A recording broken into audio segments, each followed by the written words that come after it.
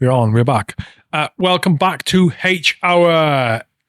If you're watching this episode with Adnan and you haven't listened to the icebreaker, the previous episode in your podcast app, whatever, YouTube, wherever you're watching this, is the icebreaker with Adnan. I suggest you go back and watch that first. It's about 20 minutes long, where Adnan is basically doing a Q&A with subscribers who submitted questions for Adnan ahead of the episode. If you want to submit questions for Adnan yourself, become a paid subscriber. Links are in the blurb. However, I do suggest you watch the other one first. It's a good little intro into this podcast. You can, of course, completely ignore me and just watch this episode and the other one in any order you like, but do consume both. I highly recommend it. Adnan has also appeared in this podcast before. Our first interview was way back in COVID. It was an online interview, but I suggest you go back and listen to that too, if you get the opportunity. The number of that podcast is not off the top of my head, but it is in the blurb of this episode. Anyway, Adnan the man, welcome back to H Hour. Thank you, mate. Thank you. Genuinely, I'm really glad we can make this work. Really happy. Since the first time we had the conversation back in 2020? Yeah. 2020 maybe? Yeah. A long time ago. Yeah, I think 2020. Yeah. I've been wanting to get you in person into the studio to have a conversation, just for a variety of different reasons. And here we are. Yeah. Good time. I say good timing. Yeah, I say good timing. A lot going on in the UK at the moment. A lot going on globally at the moment. A lot going on in the UK. A lot of you could say maybe a lot of a more significant level of social unrest, social discontent, should we say, political wranglings, instability, all sorts of stuff going on in the UK at the moment. And you've been, I know for the last, at least 6 or 7 weeks, you've been basically covering, and inverted commas, we'll elaborate on that in a minute, all the different protests and marches and stuff that's been going on in London and elsewhere. And at the time of this recording is the day after the attack on the synagogue in Manchester has happened. So I'm glad we're going to be able to talk about all of this. I'm not glad that attack happened, but that is kind of what's the word? It's an interesting sort of punctuation point to that sort of social unrest and all sorts of stuff's been going on in regards to the start of this podcast. Where do you want to start? Like what fact? In fact, you're actually from Manchester. From just north of Manchester, yeah, Burnley, yeah. Am I right in saying then? Okay, so one of the things I read yesterday, am I right in saying that in that area of Manchester where the attack happened, you have got a very large Muslim community, neighboured with a very large Jewish community in these big areas in that part of Manchester, and they're rubbing up right next to each other. Literally, I saw this on the news somewhere. Yeah. I think, is that correct or not? No, not really. Manchester's pretty mixed, okay, but I would say, like, if you know Manchester, you'll know the Curry Mile, and you'll know Cheetham Hill, places like this. I do not know Manchester. Okay, so there are areas of Manchester which are predominantly Muslim, and there are areas that are highly mixed, and there is a significant Jewish area. There's not a lot of, I think it's about 30,000 Jewish people who live there. But if you get, say, the bus from Burnley to Manchester, you go through this Jewish area, Prestwich and all this, and you will see Orthodox Jews walking through the street dressed as Orthodox Jews. So it's a highly visible Jewish area. I went there a few years ago to one of their community centres when I was doing some training. So I did some martial arts training with the Jewish community in Manchester in that community, and it's always been quite interesting how Jews and Muslims interact and see each other. And so when I initially went into that area, I've always been interested about these three religions: Judaism, Christianity, and Islam. Other religions are available, because the thing is, I think there's only about 15 million Jews on the planet, right? And there's 2 billion Christians, 2 billion Muslims.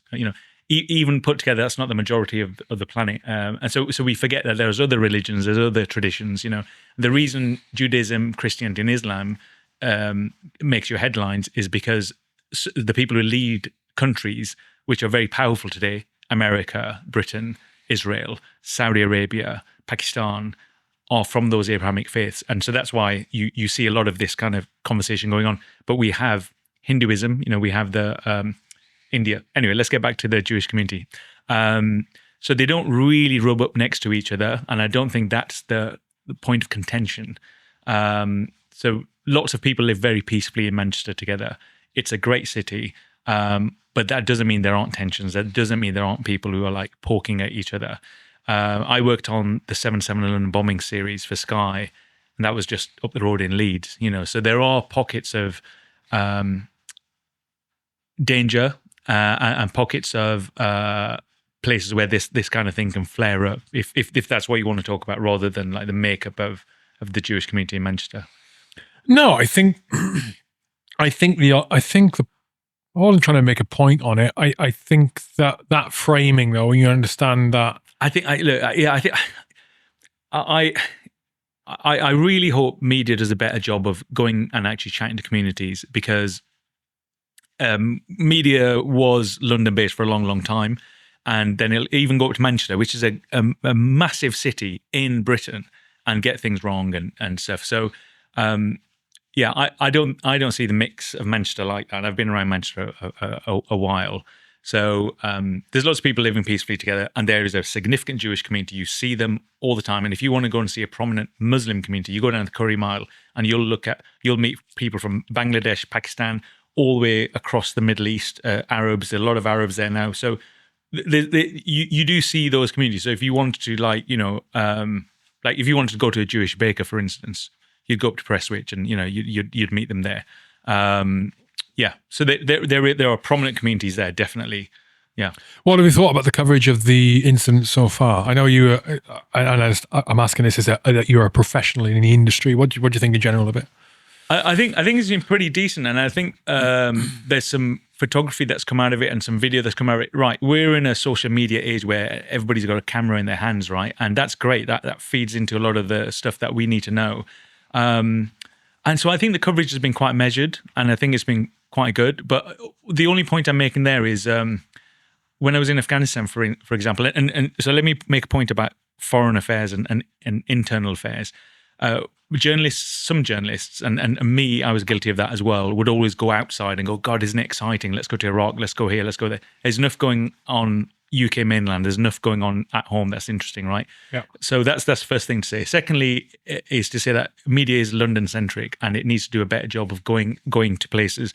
And when it does go to places, to work with local journalists, rather than coming from London and going, I know what I'm doing as a journalist, I'm going to be standing here. So having proper regional reporters gives you that strength of understanding, and getting deeper into that community. Because now what will happen is the big names will go up to Manchester. They'll have gone up on the first day, which they did do. And it'll be now days 2 and 3 where you get more developed reporting. You get in with the communities.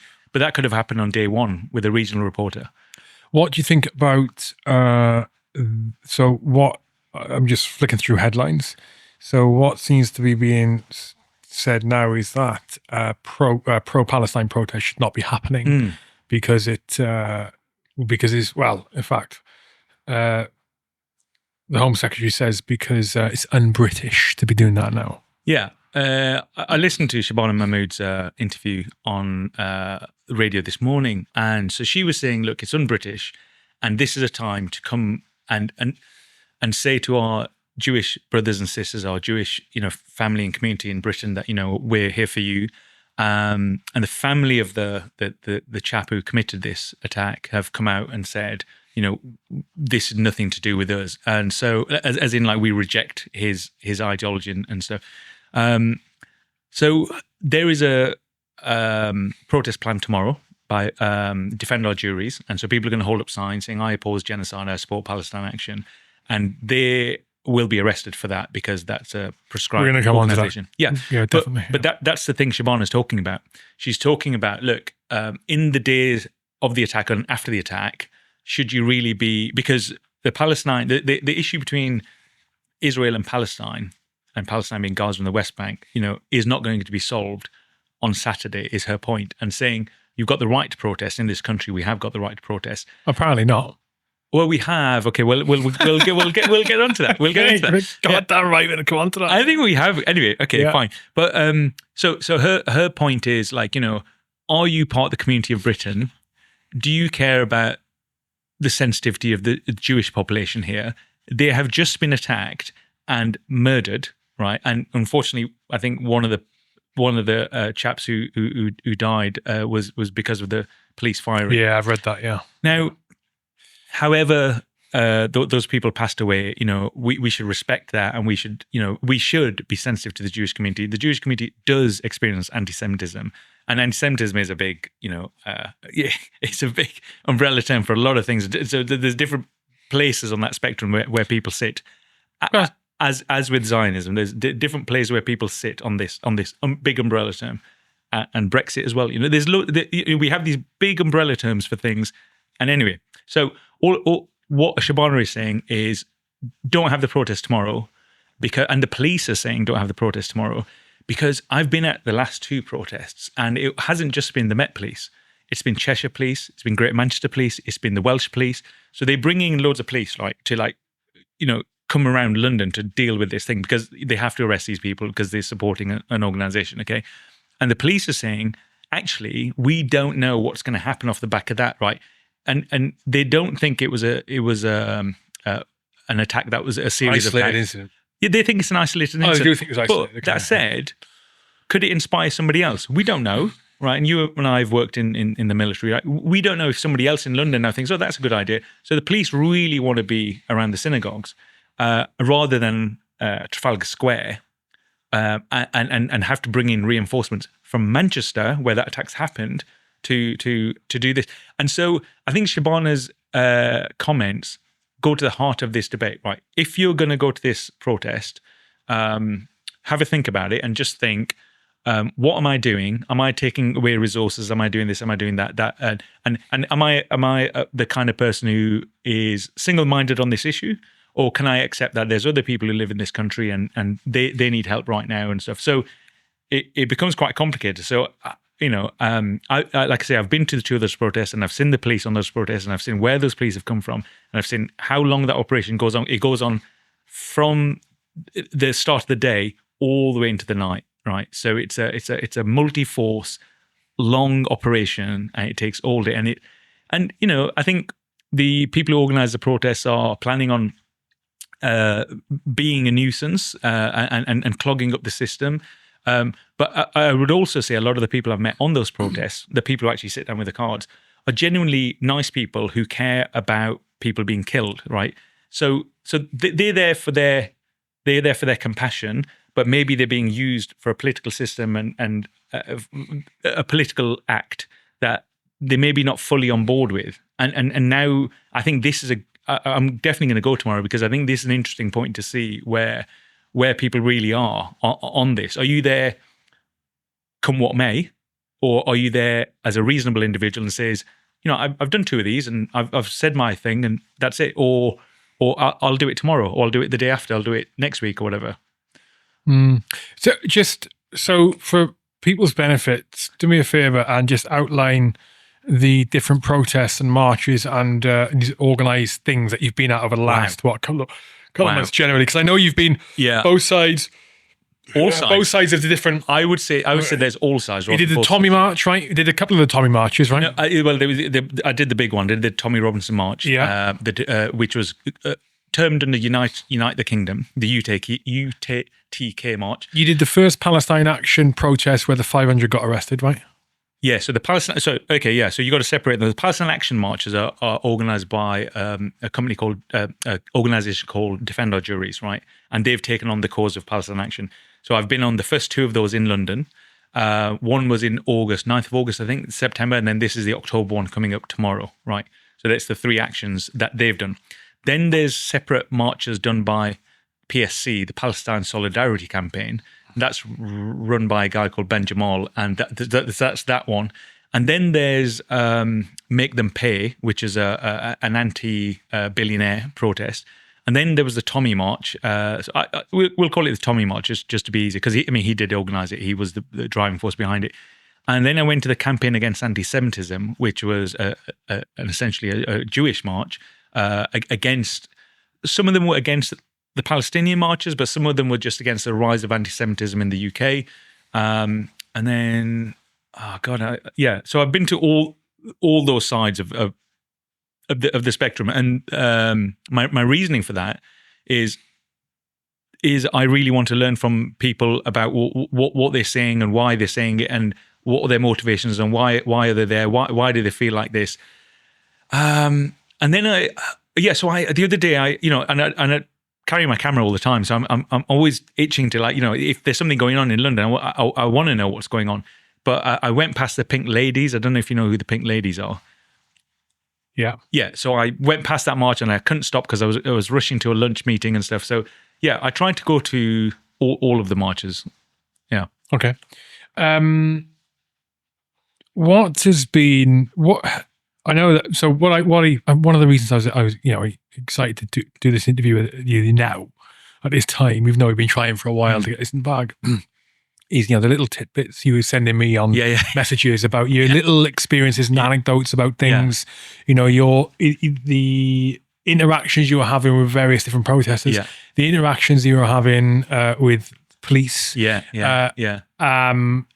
the observations you were able to make about different things on all sides of all the sides of the things you've been involved with. What has struck you the most? Because you haven't done this before, right? This isn't the kind of thing you've done before and cover protests. No.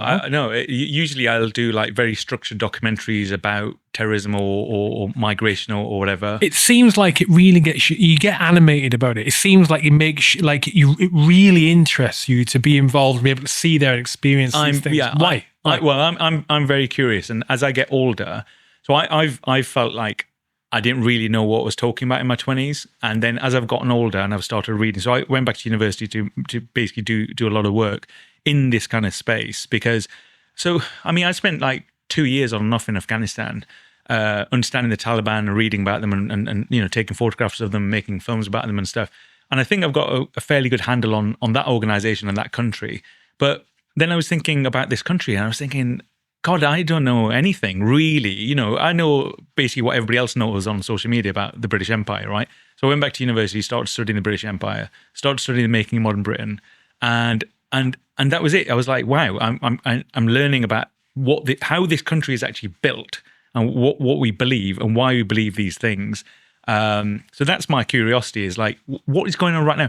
So one of the things that sparked me going to these protests is I wrote an essay at university on the Greenham Common Women's Protest. I don't know if you remember this. The Greenham Common Women's Protest. Go on. Yeah. So that was at an RAF station to stop US missiles being based here. This is the days of Thatcher and Reagan. So this is the 80s. And so these women, well, it was men and women who marched from Cardiff, and then the women threw the men out of the camp and said it's going to be women's only camp, and had this camp for a long time. The men who marched with them were on their side and then weren't happy, and so they burnt their tents on the way out and stuff. And then it became this women's movement.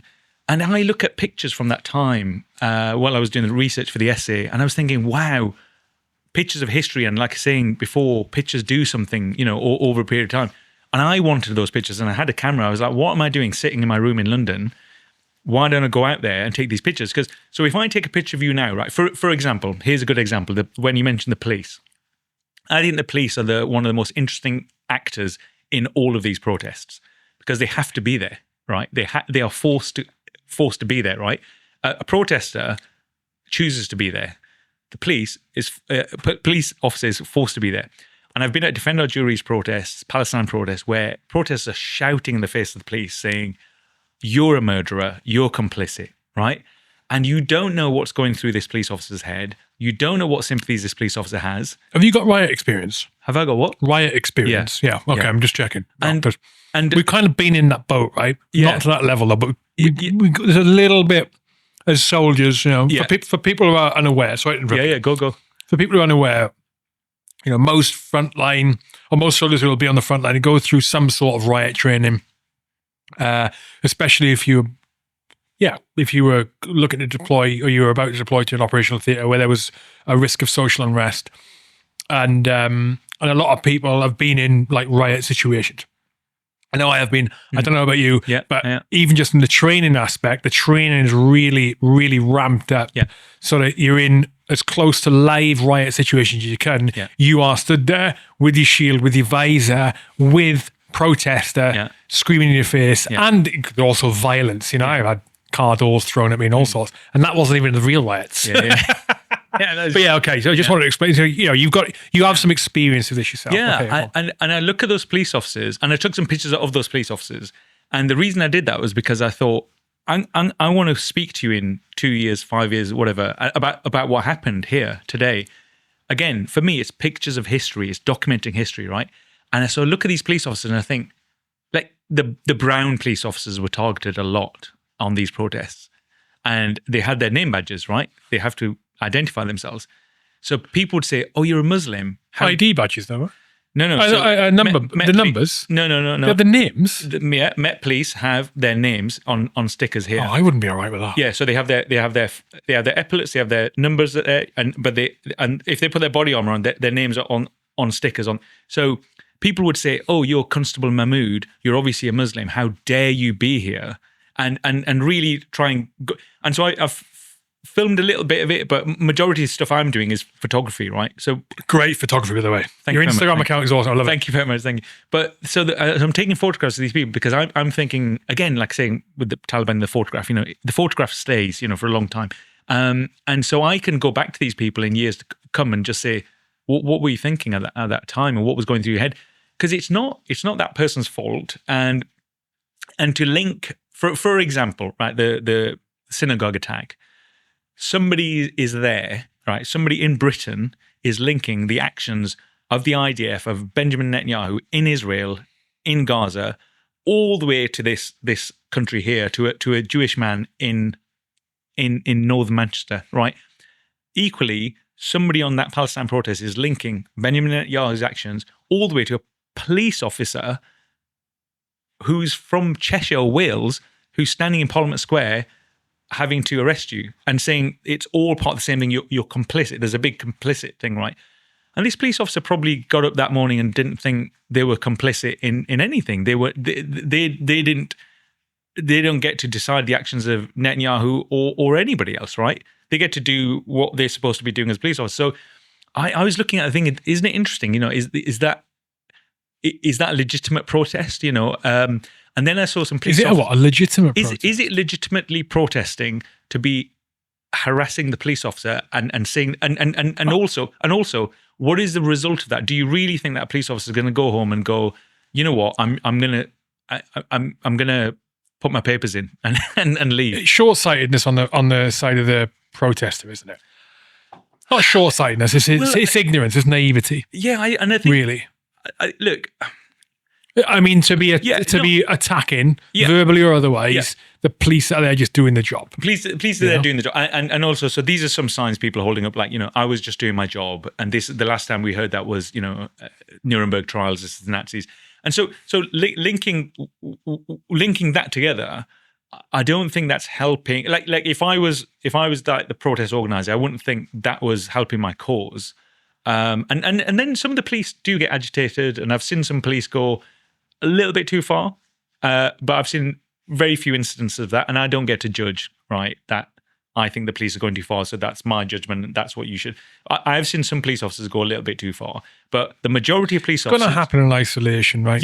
No, and it is isolation. The majority of police officers I see on these protests are peaceful, are trying to do their job, and I get chatting to them now. And the other thing, I've been to the kneecap thing at Westminster Magistrates Court, and I'm going to the Tommy Robinson. He's at Westminster Magistrates Court in 2 weeks. Now, I speak to the police. When you say thing, you mean the court cases? Say again? When you say thing, you mean the court cases? The court cases, yeah. And so... Kneecap are a strange one, aren't they? Yeah. Let's come on to them in a bit. Okay. I'm writing that down. Okay. I can't work them out, mate. Okay. So well, The thing is, a protest, as you was talking about riot training there, right? So there'll be a driver, there'll be somebody who says, right, we're going to go on this thing, right? But once you've set this ball rolling, you don't really get to control this thing, right? So people who attach yourselves to your movement, you might have a very clean message. You might say, I want the bombing to stop in Gaza, right? Okay, fine. That's very clear. And here's how I want it to happen. And here's the police people we need to lobby or whatever, right? But then you have a protest, and then loads of people join the protest. Some people join the protest because they're just like a kickoff or whatever, right? And then you've got a central protest, and then you've got this mess outside. And what makes the news? So some people are upset at me on social media because I went to the Tommy March, and so I ended up in the fight between the police and the right-wing marchers and the left-wing marchers, and people were bottling each other. I was there, I photographed it, I saw it, and people upset me and said, why did you talk about that? Why didn't you say there was 3 million, which wasn't the case, 3 million peaceful protesters? There was about 150,000. The police measured. So what they do is they take a picture from the sky and say, this street, this street, this street, this makes this many people. They did the same thing with the campaign against anti-Semitism. There was about 70,000 people at that march. Well, they said 101,000 is the official. Well, no, but the official line was 101,000. No, that's what they said. On Met Police, it was up to 150,000. If you go on the Met Police website, they have a news tab, and they will update things all the time. So they will tell you how many people they arrested. So you can quote their source. They're not going to lie to you about how many people they arrested. So 26 people got arrested at Tommy's March. 40 people got arrested yesterday at the Palestine March. How many? 40. 40. Yesterday. Last night. Yeah. Okay. But what does that mean? And also how were they arrested? What were they arrested for and stuff? So it develops into an interesting question. You can't just say 26 versus 40 means that's more violent, So they were arrested because they went against the conditions of the protest, which was to stay on the pavement, and they started blocking the road. And the police said, look, public order, we need these buses to keep going. So they were arrested for blocking buses, essentially. And whereas the people on Tommy's March, I saw bottles getting flinged, and one copper didn't have his helmet on at the time, got bottled, and I saw other people get bottled, and that's not cool. And I was not there yesterday past 8 p.m, so I don't know what happened. I wouldn't be able to say what happened. So all I can rely on there is what the police say, and the police say that they managed to control the whole situation by 11 p.m. and 10:50, and everybody went home. But yeah, I think interesting questions come out of this kind of stuff if you attend all of the protests rather than just sitting in your silo. Have you seen any difference in the way the police handle the different? I mean, in terms of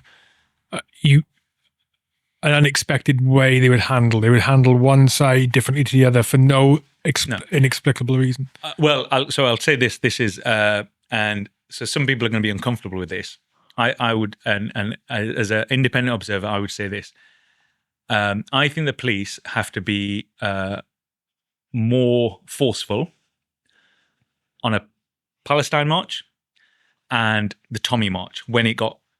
Compared to what? Compared to the campaign against anti-Semitism. The Jewish march, very peaceful. Very peaceful. How many were on that? 70,000 people. This was complete Jewish march from Marylebone all the way down to Parliament Square. And some people on that march said stuff to me which I can give you a reason why that may be the case. Yeah, but hang on. Some people on that march said stuff to me which would be very uncomfortable for the Palestinian protesters to hear. For example, they said there should be a greater Israel, should remove all Palestinians from the West Bank and Gaza and have a greater Israel, and then you can visit Christians and Muslims can visit Jerusalem as tourists, right? So, but who said this? A Jewish man said that to me on the march, campaign against anti-Semitism. But the point is, their march was the most peaceful march I've been on. That doesn't surprise me. Okay, why? Well, because and I'm just my hypothesis here. Okay, because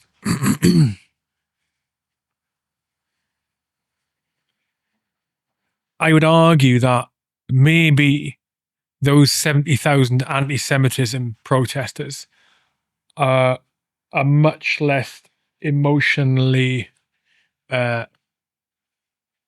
charged by the situation going on. I would disagree with you. Much less frustrated I disagree compared to Yeah. the Tommy side and compared to Palestine Action. So if you look at it from the perspective of, Go on. I'm playing devil's advocate. Yeah, go. If you look at it from the perspective of Palestine Action, Yeah. where that side of the argument is that they think it's a genocide. Yeah. They think that for decades, Israel have been doing bad things that it shouldn't be doing to the Palestinians. Yeah. Okay, and that is just being allowed to go on, and needless suffering, and you know, you got the ICC ruling, and you've got UN resolutions, and all of this. Then on the anti-Semitism, that situation doesn't exist. You see what I mean? From the Palestine Action side, from the Palestine side, it's like they think they've been battling this for so long, and no one's been helping, and people are constantly getting killed. And also, you think about it in the UK, when you look at it, on the one hand, the government says, it's not good over there, and there should be aid going in, and naughty Israel, they're not saying naughty Israel. And on the other side, the UK is arming them at the same time.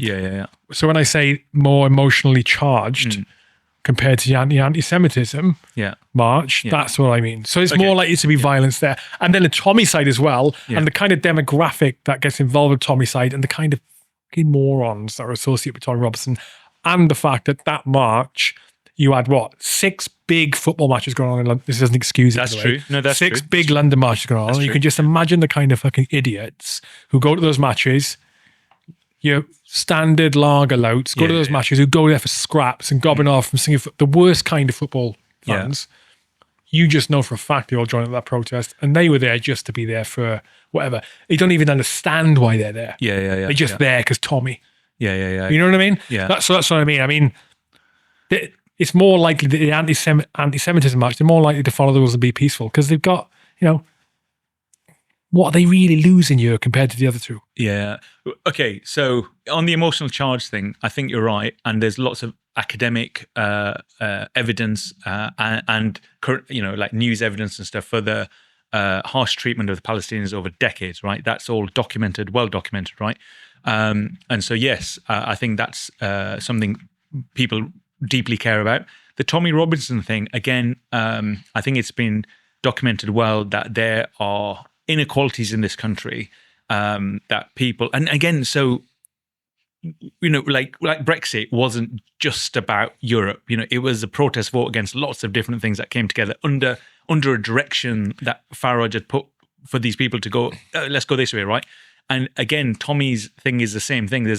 So the majority of people I met there, I didn't meet every one of the 150,000 people. I met a few people there, I got chatting to them, and they were fine. And there was a big Christian element there. And so people were feeling like politics has failed us, or these people were feeling politics has failed them in some manner, so that they needed to protest, right? But the campaign against anti-Semitism, I don't think that the Jews are any less emotional about their cause as they see it, right? Is that we need to defend Israel at all costs, and Israel needs to exist. And if you go back in our history, in the British history, we had this thing called the expulsion of the Jews in the 1200s. We removed every single Jew from Britain. So we had the Dreyfus Affair. Why was that? We've had the Holocaust. This was at the time, there was a lot of cloth merchants, and people were trying to buy cloth. So we were very Christian. We were trying to buy cloth. And somebody would say to you, for instance, you were selling me cloth, and say, God, this is a good price. I wish I could buy it at this price and not the next week's price or whatever. And the Jewish, it was the Jewish merchants at the time, and they were like, well, I'll give you this price at this today, and then and then the whole interest thing happened, and the Christians felt it was unfair. What do you mean the interesting? They developed interest. And also developed like lending you at today's prices or whatever, and which is the right thing to do at the time, And the Christians felt that they were being unfairly treated, and it was King Charles something at the time. Was it Charles? Anyway, it was the 1200s, and it's a very famous event called the expulsion of the Jews. So they removed every Jew from the UK, and there's obviously been Jewish and Christian, there's been ill feeling between those two communities for a while, obviously, and it goes back to Jesus, and so there's a very sensitive issue about you understand the. Go on, explain it. Pontius Pilate. So Jesus, and at university they call him a Palestinian Jew. So Palestine was around at the time, and he was Jewish. And then he says, "I'm the leader of the Jews," and they said, "No chance. Hand him over to the Romans," and then. Eventually, he's crucified, right? At the time, though, it was it Pilate, Pontius Pilate? Anyway, the Roman emperor gives him back to the Jews and says, "No, it's your fight. You go for it." And they went, "No, he needs to be tried and stuff like that." And then Jesus gets killed, crucified, and so there's some ill feeling between Christians and Jews, and it. You might look at that as a historic thing. You might say, it's got why was he tried? Remind me. I'm not completely. I'm amazed that I don't know this. I know he was crucified, and then he appeared again after 3-day bender. It was okay. So he was saying he was like the Messiah, and they were saying he's not the Messiah, and then. Was he saying that? Was he? Yeah. Was he saying that? Yeah. It wasn't after the fact, was it? No. My God, I know. Okay. Anyway, so he's killed by the Romans, right? Yeah. So and you might say, hey, this kind of thing doesn't really matter to me. I'm an atheist. I'm whatever, right? But the foundations of history. Well, it's history. It's not just history. It's not just history. So if you look at our legal systems and you look at the kind of things that we believe. What have you gone? Jesus was tried because Jewish leaders accused him of blasphemy for claiming to be God's son, a capital offense under Jewish law. Roman authorities, however, were concerned with political threats. So the charge was changed to sedition and claiming to be the king of the Jews, a charge that could lead to a death sentence under Roman law.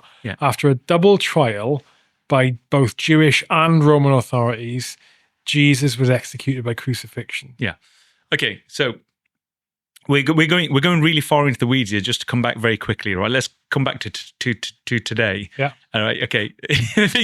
because so let's fast forward 25 years. No. But the thing is that event is really, really important to people who are in these communities, who are in the Jewish community, and the Christian community, and the Muslim community.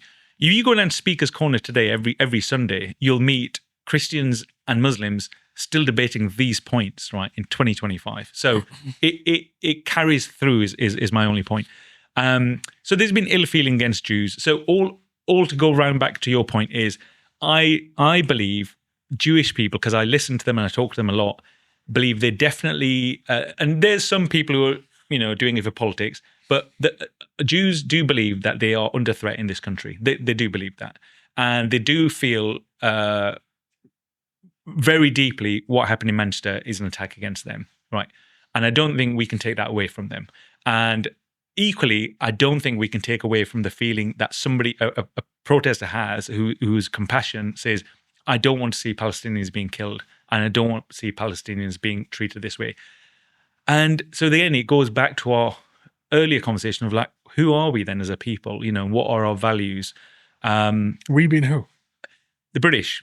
So define British. The British state. Okay. We can go right into the weeds if you want, mate. Yeah. But okay, so maybe not. Let's put some stakes in the ground here, right? Because you're British and I'm British, right? I don't know if I want to go here. Go on. Really? Yeah. Okay, you don't want to be British? No, I didn't. I don't know if I want to go here, but go on. Okay. Well, yeah. British, so just very quickly. No, I'm not saying we don't have to. Just let's. Okay. Well, no, I think I am doing a lot. I'm doing a lot of deep thought. On this at the minute, like genuinely, personally. Yeah. What is British? What is ethnicity? What is nationality? What is all of these questions? Right, for obvious reasons. I think a lot of people are doing it as well. Yeah. Because of internal conflict in thoughts and feelings and understanding of history and how we got to where we are now and how we move forward in a sustainable way. Yeah. Right. I think that last thing you said, how we move forward, is the thing that some people are concerned about. It's the big dirty secret kind of thing, is, what's going on with this country and how is it changing, all right? So there's a book called Strangers in Our Midst. And why is it changing?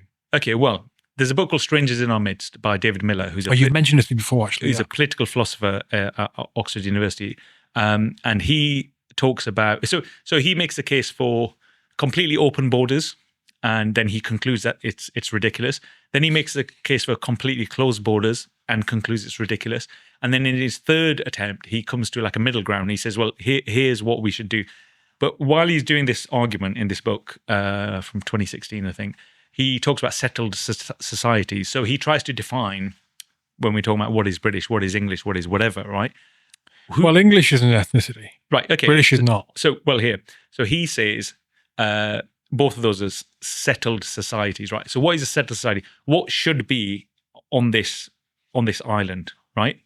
And so he says a settled society is somebody who can see their history on this land past an ancestor, so past your grandfather, great grandfather, and then you kind of, that's it. You're in this country. You've been in this country for a long time now.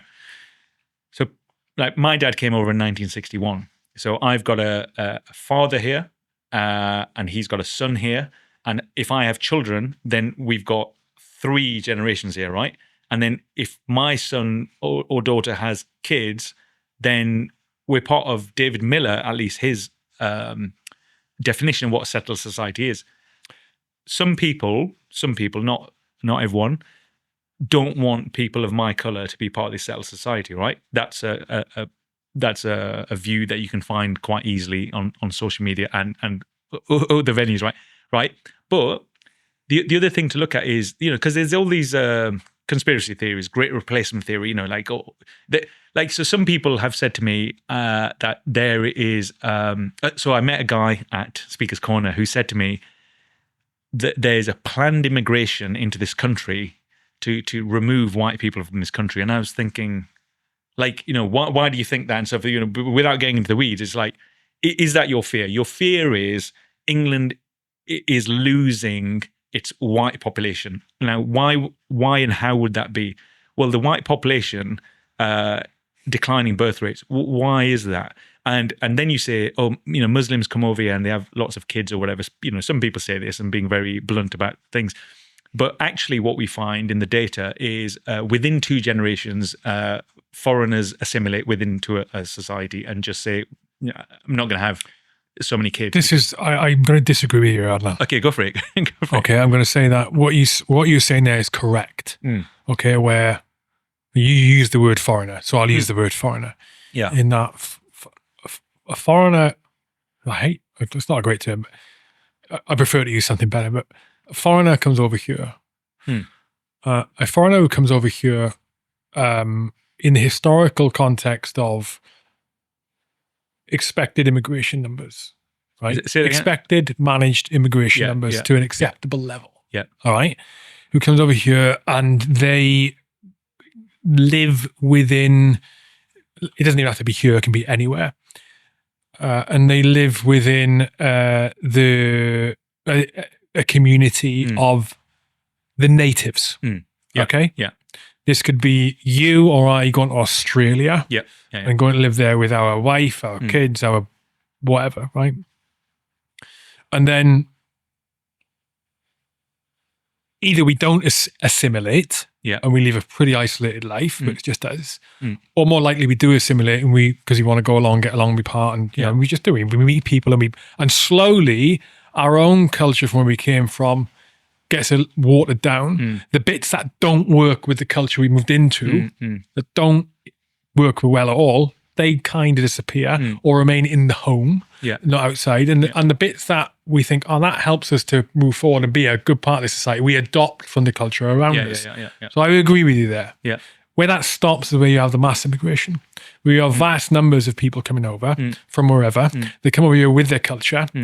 And all of those parts of the culture that do not work well with the culture of the country in which they're going into. Yeah. But they're able to keep those things and live in that culture from back home, wherever that may be. And so those cultural peculiarities, they're not peculiar in the sense that they're not They're different to where they Yeah, live now.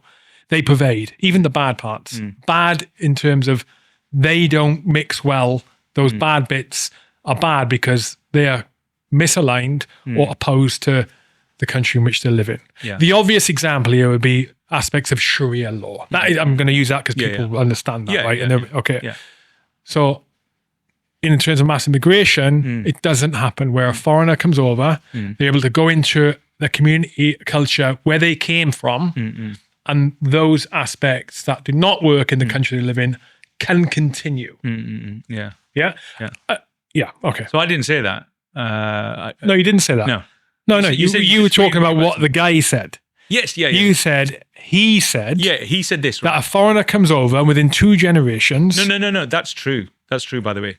Oh, Yeah. You said he said. No. So Yeah, go on. Sorry. that guy, his name's Ollie. He's very famous on social media. Yeah. But the other thing I said, that's from data that we had at the Economist, was people assimilate. And no, sorry, what I'm saying was they assimilate in terms of birth numbers. They assimilate they have less children, so they assimilate in terms of like how many children people have. But you're talking about culture. That one aspect of assimilation. Yeah, okay. okay. I mean, that data, I can't argue with that. Okay, Fine. so and I haven't done a lot of work in the whole scale assimilation, but what I will say, you can see it though, can't you? Well, so I think it's very difficult to see things because we get we get super served some things. I tell you, you can see it on a macro level. Yeah, You go into parts of cities where Jewish areas, Muslim areas, name any other where we got a large English areas, right? With the culture is quite obvious. Not English areas, fucking terrible because we're in England, right? But you can go into let's say Birmingham, and I'm going to use Birmingham because that's an area the main area I've been outside of London where I've been in areas where it's a very big Muslim communities. Yeah, and when I say Muslim, I mean Muslim where I can visibly see that the people are not ethnically English, for example. Okay. And I can see it in the way they're living, acting, interacting, the way they're dressed. Yeah. En masse. Yeah. Is that fair to say? Yeah, I think that's fair to say. Okay. Yeah. Okay, so firstly, let's explain why people live like that, because I come from an area exactly like that. And so what happens is there's another brilliant Oxford scholar called Alison Shaw, is it? So she wrote a book called The Pakistani Community in Britain. And she wrote this book in the 80s, and it stood the test of time. Brilliant anthropological survey of Pakistani community. And she talked about why cultures pervade and happen. And so she was talking about chain migration. So chain migration is a chap comes to the UK and gets a job in a cotton mill like my dad did in 1961.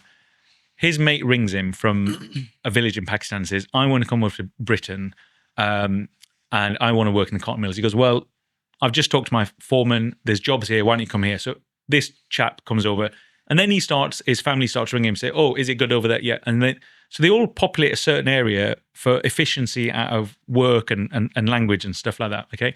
And then, when I grew up, we had the BNP and the National Front. So then communities closed down and say like, we need to keep ourselves safe. For example, the Jewish community have a security force called the CST. And so they look after the chap who, one of the chaps who got killed the other day was guarding the synagogue and stopped the attacker going in. And that was a volunteer community member of the Jewish security force. Jewish, like it's completely unarmed, but they wear stab vests and stuff. So communities congregate out of efficiencies of getting work. They speak the language, all this kind of stuff, and then they build a community. Like they'll go and set up a shop which sells halal meat or whatever, and then they'll be like, right, we can eat this and stuff. So it sets up out of efficiency. And I know some people say the ghettos and this kind of thing happens. Now, do those communities have problems of assimilation and stuff? I don't know, and I'm not avoiding the question. Because I always refer to academics now because I'm trying to do the work properly. But from what I've seen, I think there's, I think some people feel they can't go into those areas. Definitely, people do feel like that, and I feel people think those people are against them or whatever, and then they feel like some things happen in those areas. That I would accept because I did the 7/7 London bombings. Is that there are conversations that happen in communities, be they whatever community, right? But if we're focusing on Islam, that's fine too. There's conversations that happen in the Pakistani community. Classic example, Salman Rushdie riots, right? 1989. Pakistani community is in Britain. Pakistani community is in Britain. After he wrote his book. Yeah. Yeah. The Satanic Verses. Pakistani community in Britain is basically directed by Iran, like through a fatwa to protest against Salman Rushdie, and they go off and say that they're going to kill him and do all these marches and stuff. And that community comes together and has that conversation and says, yeah, this guy should be killed or whatever. There should be a fatwa on his head and should kill everybody around him and all this stuff for saying these things about Islam. Mental. That lasted as long as it did, and they tried again to do it. Well, yeah, he lost an eye. Somebody jumped on stage. Was that 4 years ago? Maybe stabbed him in the face. Wasn't long ago, was it? It wasn't that long ago at all. Mental. Yeah. So that's a grudge to hold. Yeah. So all I'm saying is, like, there are definitely conversations that happen within communities, which and then I would ask, what is assimilation? So going back to the thing I said at the start was, what are our values? So let's say Britain is, whether you like it or not, a multicultural country. It is. And it's one of the biggest experiments of multiculturalism in the world, right? So if you go up to like the Nordic countries, like they're predominantly white, they don't really have this issue, whatever this issue is. If you go down to, say, Kenya, they don't have this issue, right? If you go to Pakistan, they don't really have this issue, right? Go to Saudi Arabia, they don't have this issue. Dubai has lots of migrant workers who are white, but they assimilate to that, don't pay tax, whatever that culture is. New York is probably the only other place like London that and Britain that has this kind of issue where we go, well, what is multiculturalism? So the question is, how can we all live together, and what does this look like going into the future? And I think what is British I hope, I'm not sure, is a set of values that we all have to adhere to, a set of values. So when you brought up Sharia law earlier, I think that's a really interesting case to look at and think about. Can you have a population which has beliefs which they say supersede the laws of the land that we're all supposed to live in? I think that's at the essence of the debate. I'm not sure. Is that the essence of the debate? Or I'm not sure which debate you're talking about. So when you said earlier, Sharia law is an example of like people not assimilating. Sorry. What I was saying was Sharia law is an example of some cultural standards that come from another culture get brought here. Yeah. And because of mass migration and large amounts of immigrants of the same culture being able to live together, they can then live in that to those rules and standards they think are acceptable, but don't work outside of that community they're in. And I mean geographic community that they're in, right? And I gave the example of Sharia law, just this is an obvious one. I think you're right. There's a tension there in terms of I think there is a tension there in terms of I believe this thing, but the country needs me to believe this other thing. I don't know what we do about that. I don't know. We have to try to work. So this is why I'm saying. Well, is that a problem, allowing that to happen? Allowing that situation, is that problematic? I don't think so. If you did what you said earlier, you just keep it in the home. That's your business, right? But when you step outside the home, you are like, let's say you go and work in the NHS or whatever. Or let's say you take control of a local council. Yeah. So let's say you take control of a local council. What are you doing in charge of a local council? Who are you representing? Are you representing yourself and your beliefs, or are you representing these people that you are supposed to be in charge of? So that's the question you ask when you get into public office is, for instance, we've had some very terrible prime ministers recently. And I think politics has become a game of serving yourself and not serving the people, right? Politics is all about serving the people, and it should be, at least. So if we hold ourselves to that ideal, we say, hey, let's say I'm in charge of a council. I say, who are my constituents? Who are the people in my council? Jewish people, English people, atheists, all these people, right? So again, let's all try to work out what's the best thing for all of us. Is utilitarian argument, isn't it? creating the greatest happiness for the greatest number. Because that's all you can do. No political system, no religion, as much as anybody wants to say, no religion, no political system, no politician, no democracy or system of government can serve all of the people. It just can't. There's always a cost to everything. Capitalism has a cost. You go around Downing Street, you'll see people who are living on the streets. Everything has a cost, so we can't say any system is 100% perfect. And a Muslim will say to you, our system is the best and it's the only thing you should follow. And if we follow it fully, then we'll realize. And the Jew will say the same thing, the Christian will say the same thing, the Hindu will say that, the Buddhist will say the same thing. They're the 5 major religions in terms of like number. And they will all say that our system is perfect. And I can't see that any system is 100% perfect. Yeah, okay, sorry. Go on. Yeah. No, that's it. No, that's it. Okay. Go on. Right.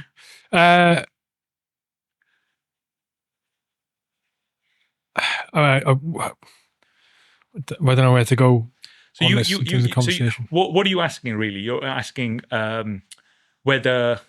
Okay, so are you asking whether a council leader who believes in certain things can represent people who believe in other things? Is that what you're asking? No. Okay. I think I'm just trying to remember how we got into this. I think the point I was making is it's all based off what your Oxford guy said about the settled societies. Not settled society. It was the birth thing and assimilation.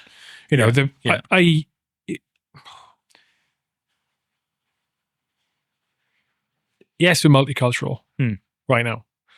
We always have been to a degree. Every country is to a degree. To a degree. And when I say to a degree, I mean I'd say you could measure that on the percentage of the population or people in that country who are ethnically of that country, compared to the population who are not, right. And I think you referred to it over here as what an experiment, like a multiculturalism experiment, so to speak. My suggestion would be is that we're seeing that it is not working, and that doesn't mean that multiculturalism doesn't work. I think that for whatever reasons, the rate of immigration into this country ramped up significantly, 1950s, and then a huge amount, last 10, 15 years, 20 years, huge amount. And the rate of the immigration basically breached a threshold that meant that assimilation was unlikely for most of the cultures coming in. And because of the types of the cultures of people coming in, and maybe the demographics of people coming in, that it was not just the case, it was unlikely that, assimilation would happen to the rate it needed to happen. But for those it wasn't happening to, it was with cultures that are very, very different to ours, predominantly because of our religion-based values. We're a Christian-based, a Christian-based country. Our history is predominantly Christian, and our values and our laws are all based entirely on almost exclusively on Christianity, right? And that does not match up very well with other cultures. Islam being an obvious one. Okay. Judaism being another one. Less so. Okay. There's a few things there. I'm going to rattle through a couple of things here. Firstly, the debate that we're having right now, we had it in the 60s as well. Now, so I wish people would read their history. I'm not having a go at you. I'm saying, so all the Houses of Parliament debates, you can find them on Hansard, right? So you can go back. Put in 1960. This is 15 years after the end of the Second World War. We were really broken as a country, right? Parts of our country were smashed up, right? And the British Empire was like dwindling massively, right? Yeah. So 1945, Second World War ends. 1947, we hand India back. We can't afford it anymore. Previously to that, the scramble for Africa, we were easily taking over lots of places in the world. the empire is a very misunderstood thing. But let's just get back to 15 years after the Second World War, 1947, we give back India. We have the Marshall Plan. The Americans help us out and try to rebuild, and they give us a lot of money. And they paid off a lot of our debts as well, by the way, the Americans. And the Canadians helped us a lot. And that's all forgotten. 1960, we realized we need workers. So we call them in, we say to India and Pakistan. 1961, the year my dad came here, the Queen visited Pakistan and had a state visit. And 1966, she returns the favor. Ayub Khan, the president of Pakistan, comes here and he visits all our defense factories and stuff. So we had a really positive relationship with Pakistan, but we had a very superficial relationship with Pakistan. Nobody in this community really had understood what would happen with mass migration of Pakistanis into these poor, left behind towns. And nobody could have predicted that the industry would have fallen either. So now historians say, and it's a benefit of hindsight, when we invited people over, and before the Pakistanis came, it was a Windrush generation, Jamaicans came over. Before we invite all these people over, we should have made sure there was an assimilation program. We should have made so we didn't do that. That said, if you go into the Houses of Parliament debates, in 1961, they were having all these debates that we're having right now and saying, listen, by the way, so some people were warning and saying, this is not good. And then obviously 1968, you have the Rivers of Blood speech, Enoch Powell and stuff. So that was a time, the 60s was a time exactly like now. We're having the same debates and the same kind of politicians saying the exact kind of same. Not exactly like now at all. Not exactly like now at all. Go on. Because the rates of migration were vastly different. Vastly different. No. So no. Okay. Now, in 1961 and then 1962, you had the Commonwealth Immigrants Act to reduce the level of migration. So they said, because they were panicked about it at the time, and there were a couple of things that were going on. And just to give balance to people who will shout at us for this, right? When the British Empire happened, when the British went to other countries, they brought European diseases and people died. Okay, just to give a bit of balance. When Pakistanis and other people came over to this country, there was a problem. I can't remember which disease it was. There was a disease that came over and there was a backlash towards that. Yep. But people were saying, look, all these people are coming over. What's going to happen? So the Commonwealth Immigrants Act in 1962 was to stop dependents coming over of people. So they're saying you can come over and you can work here, but you can't bring your partners or whatever. And that's when you had a flood. So in that year, I think it goes up like 400% or something like that. That was a lot for Britain, Yeah. So yeah, we had a burst of migration from 62 onwards, and it was slightly uncontrolled. But you're thinking. I mean, we had that's a huge amount of people coming over at one time. When? 1962. How many was it? I'd have to go back to my essays. I'm looking at the figures now. I need to stop for a toilet in a minute, right? But just to highlight my point. Just to highlight my point. Yeah, go on. Right, and so all right, net migration 1960s and 1970s. Net migration was negative. All right. Yeah, no. There's a reason for that. Go on. Yeah, because people were leaving as well. Yeah. I get that. I get that. Right, but net migration was negative. Okay, 80s and 90s remained low, stable. 94 and 97 started increasing a little bit. 90s to 2000s. A significant increase in net migration starting in 98 with immigration levels rising sharply, blah, blah, blah, blah, blah. Net migration 2010s between 200,000 to 300,000 a year. Peaked in 2023 with almost 1 million a year. Yeah, so this is the exodus from Syrian wars and stuff, yeah? Oh, that's part of it, Adnan. Yeah. Part of it. The point I'm making it, sorry. There's not a million. To articulate my point. There's not a million people coming to the UK a year there. 906,000. Okay. 906,000 2023 when it peaked. Okay. What I'm trying to say is comparing the discussions in the 1960s about migration is not relevant to today. Oh, I think two entirely different situations. I think so. I think it's relevant because at the time people were saying that these people are coming in too quickly, which is what we're saying today. They were saying these people aren't going to be assimilated, which is what we're saying today. And they were trying to develop programs, including the NHS was trying to, because obviously there was births happening. So they were trying to work out how to translate for women who were going in. You could argue that they were correct. Yeah, that's what I'm saying to you. That they are having the similar argument in the 60s that they are having today. Yeah, that's what I'm saying. Yeah. Okay. Yeah. All right. But Are we agreeing? well, no, it's not about agreeing. It's about reading your history, and I've done a little bit of that. So I'm not, again, I don't claim to be an expert, but I think we've got to look at this very clearly without shouting at each other and just saying, look, like you're saying to me, the basis of this country is Christian. I don't disagree with that because I've read. That's how we were founded, right? Yeah. Well, yeah, not founded. Founded is the wrong word, but and some so, principles. You're a Roman Catholic, and then when we go into looking at Henry VIII and the break from Rome and Protestants and stuff, so this is definitely a deep part of the identity of this country, and I agree with that. I accept that, and I think we need to talk about that.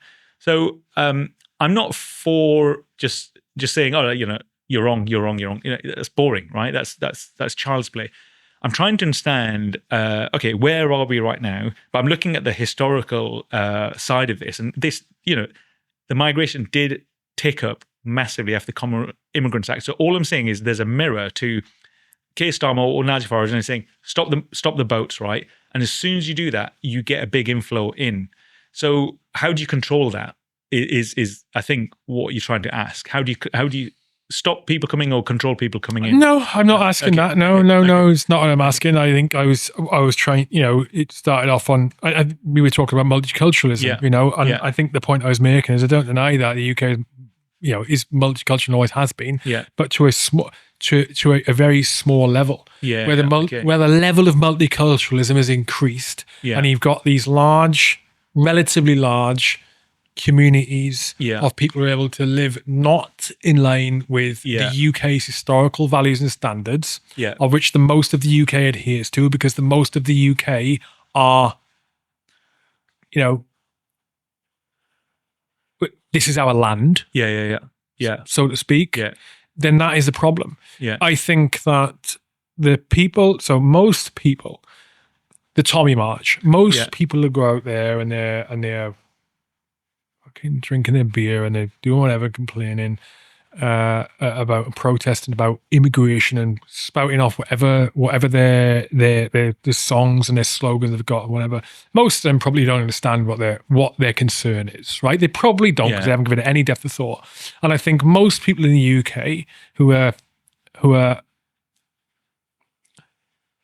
ethnically British. And I'm going to say, ethnically Welsh, English, Scottish, or Irish, right? Obviously, particularly English, Scottish, and Welsh, because we're on the mainland. I think most people are probably concerned. I don't know if are concerned in some way about immigration. It's a difficult topic to broach, right? And if I was to go a step further than that, I would suggest that what people are really concerned about is displacement.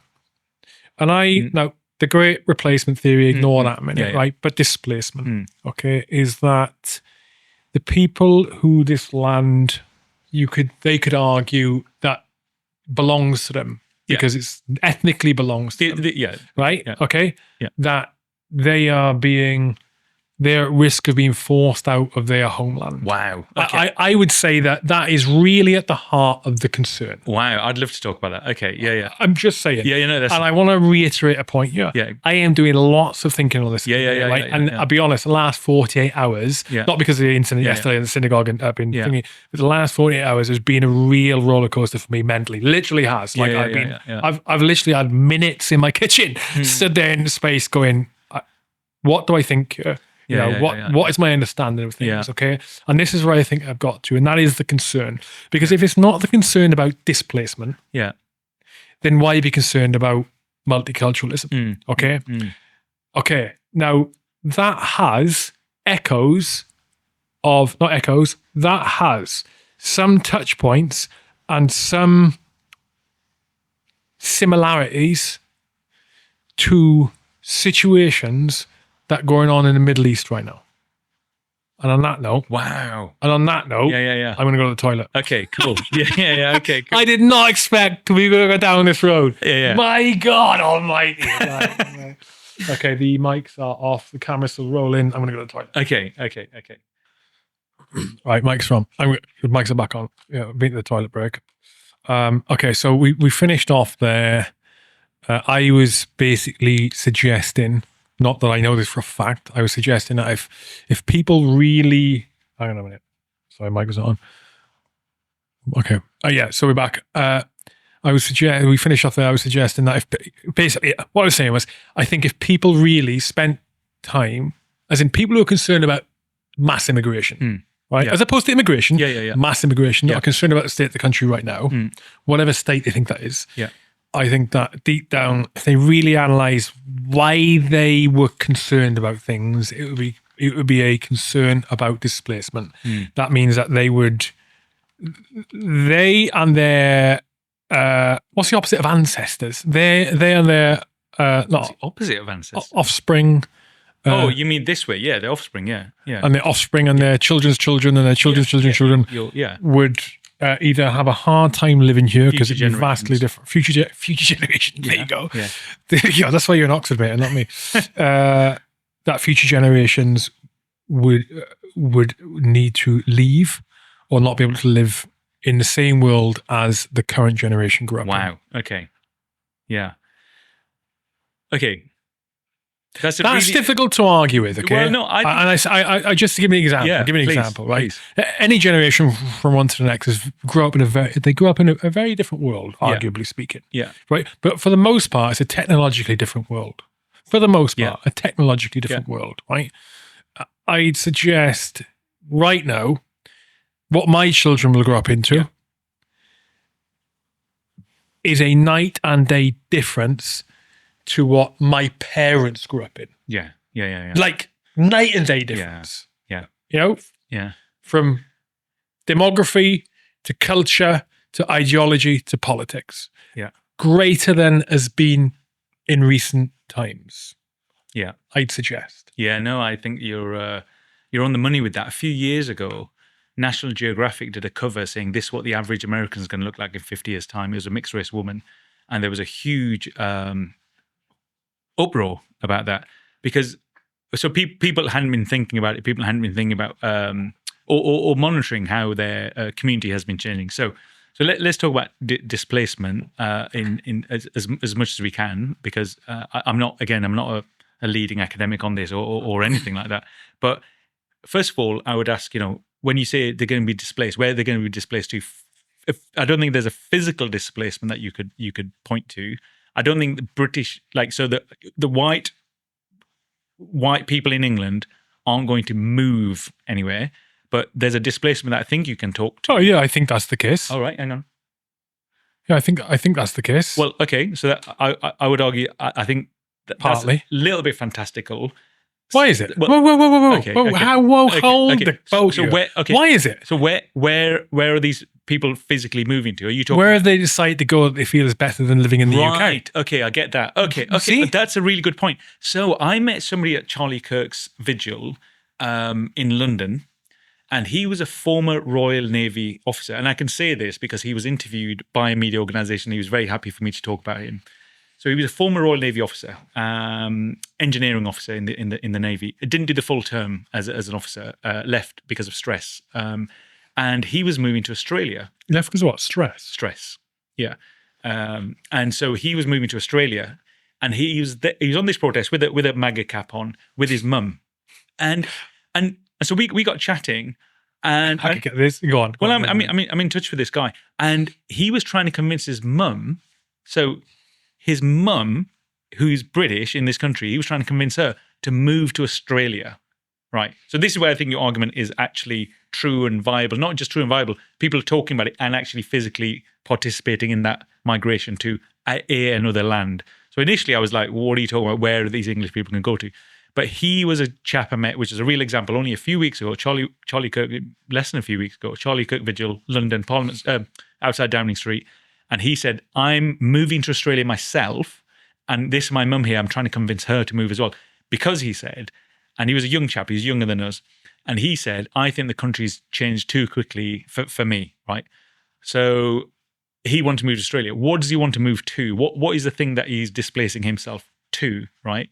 So Australia, you could argue, has a different migration policy to us. So it was, for him, it was about migration, and it was about brown people, and it was about black people. That was what it was about. And he wasn't shy of saying that, but he was also Did he say that though? Yeah, but he didn't come across to me as a person that I thought, we're going to have a fight about this. He was concerned because he believes in a set of British values which he thinks are knitted together completely with white people, right? But that makes sense when you talk about ethnicity and the origins. So right? and so this is like. But the problem there. But I think the problem there is. I think the problem there is where you talk about tying a skin color. To a culture. Is that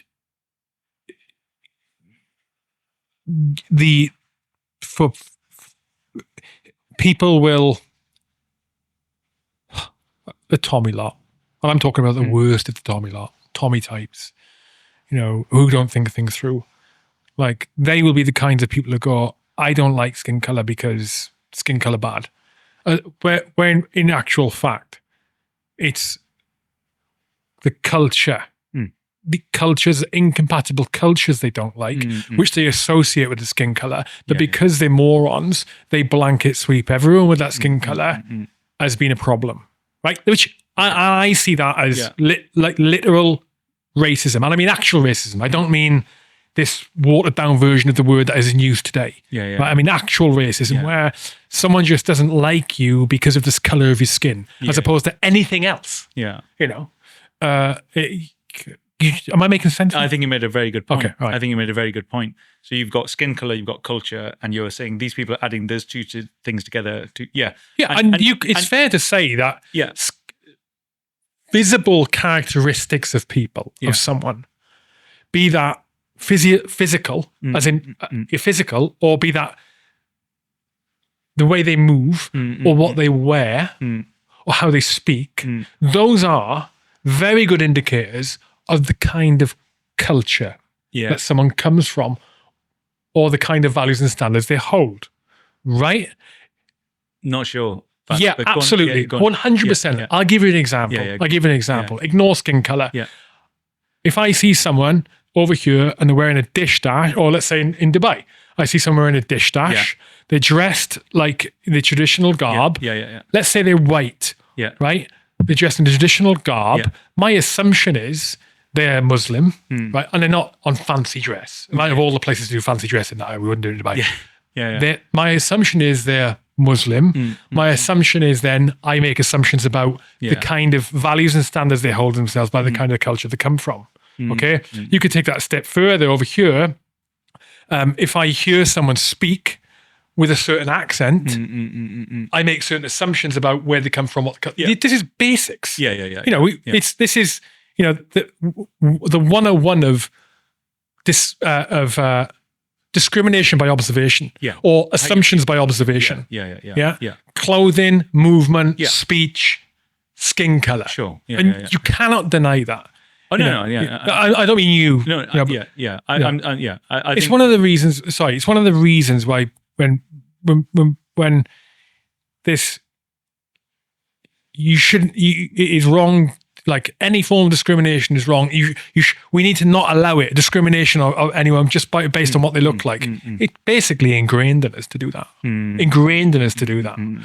We differentiate between someone who's coming looking at us really aggressively to someone who's not. The basic danger, not threat, and it works up from that. We make assumptions as to how we should deal with this person. Really?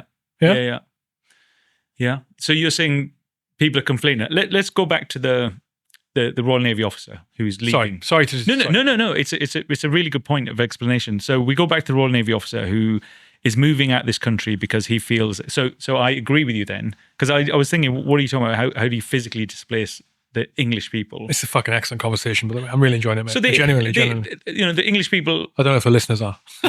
If you're enjoying this conversation, put it in the comments right now. So the physical displacement of people, yes. Okay, so I understand that now. That's thank you. Then I was thinking about the cultural displacement of people. So you physically stay in the United Kingdom, but the culture around you and in your streets changes to the point that you feel displaced from that. There's always a change, and like we're saying now, I mean, my God, when the internet happened, we can remember that, right? So we can remember a time pre-internet, right? And some people can't. How old are you? I'm 47 in November. Are you really? Yeah.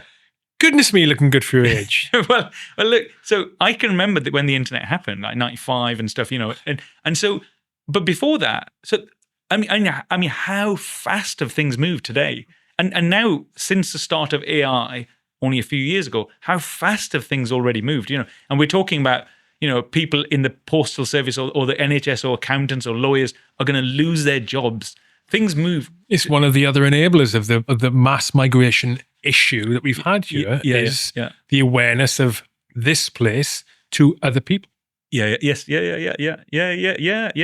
the internet allows you to see people, and the weird thing is all these influencers who go around pretending that their lives are amazing all of the time. They're probably influencing all these people who are thinking, "Wow, it's amazing over there," and it's like we're really struggling. We've got a country that's got a whole spectrum of people. We've got people on the streets, we've got poor people, we've got post-industrial towns, we've got left behind places, we've got loads of people who are confused, we've got ill-educated people, we've got a problem with our reading age. I think fundamentally, I would love us to become, a nation of readers. That we were proud that we actually read the full article rather than we read a headline and just go crazy. But yeah, so we've got loads of problems. But yeah, people do see Britain, I think, and say, yeah, that's the place to go. Because I was in the Calais jungle for 6 months, 5 years ago. Is that how you got you? Yeah. Well, no, so I knew it. I was in the Calais jungle for 6 months on and off to do a documentary about people smugglers, and so I had to pretend to be a migrant for 6 months. And so I met these people, and I met the charities who were helping them, so I met these people's stories, and I would say, and then again, this is a handful of people that I talk to, so I can't, be the world's expert on it. The majority of those people were running away from something, right? So Sudanese people that I met were running away from something. Syrians that I met were running away from something. The majority of those people go very, very close. So there's millions of refugees in Lebanon, Turkey, right? Millions, right? And this is where you get the problem with Turkey, where Turkey asks for money from the European Union, says, if you don't, we'll open the floodgates and these people are coming. So there's millions of people there. You get less and less people as they come across. And then you get to the Calais jungle, which is this. It's a disparate set of, it's a wooded area. Turkey getting fined 20 million euros a day because they won't take immigrants from the EU. So, yeah. Before we had Brexit, right, we had this thing, it's called the Dublin Agreement, right? And the Dublin Agreement was all about, obviously we accepted that there's going to be war and strife and people are going to move, right? There's going to be refugees, right? And if you want to deal with the refugees, it's unfair of us to just say to Greece and Italy, which are nearer the war zones, that they've just got to handle all these people.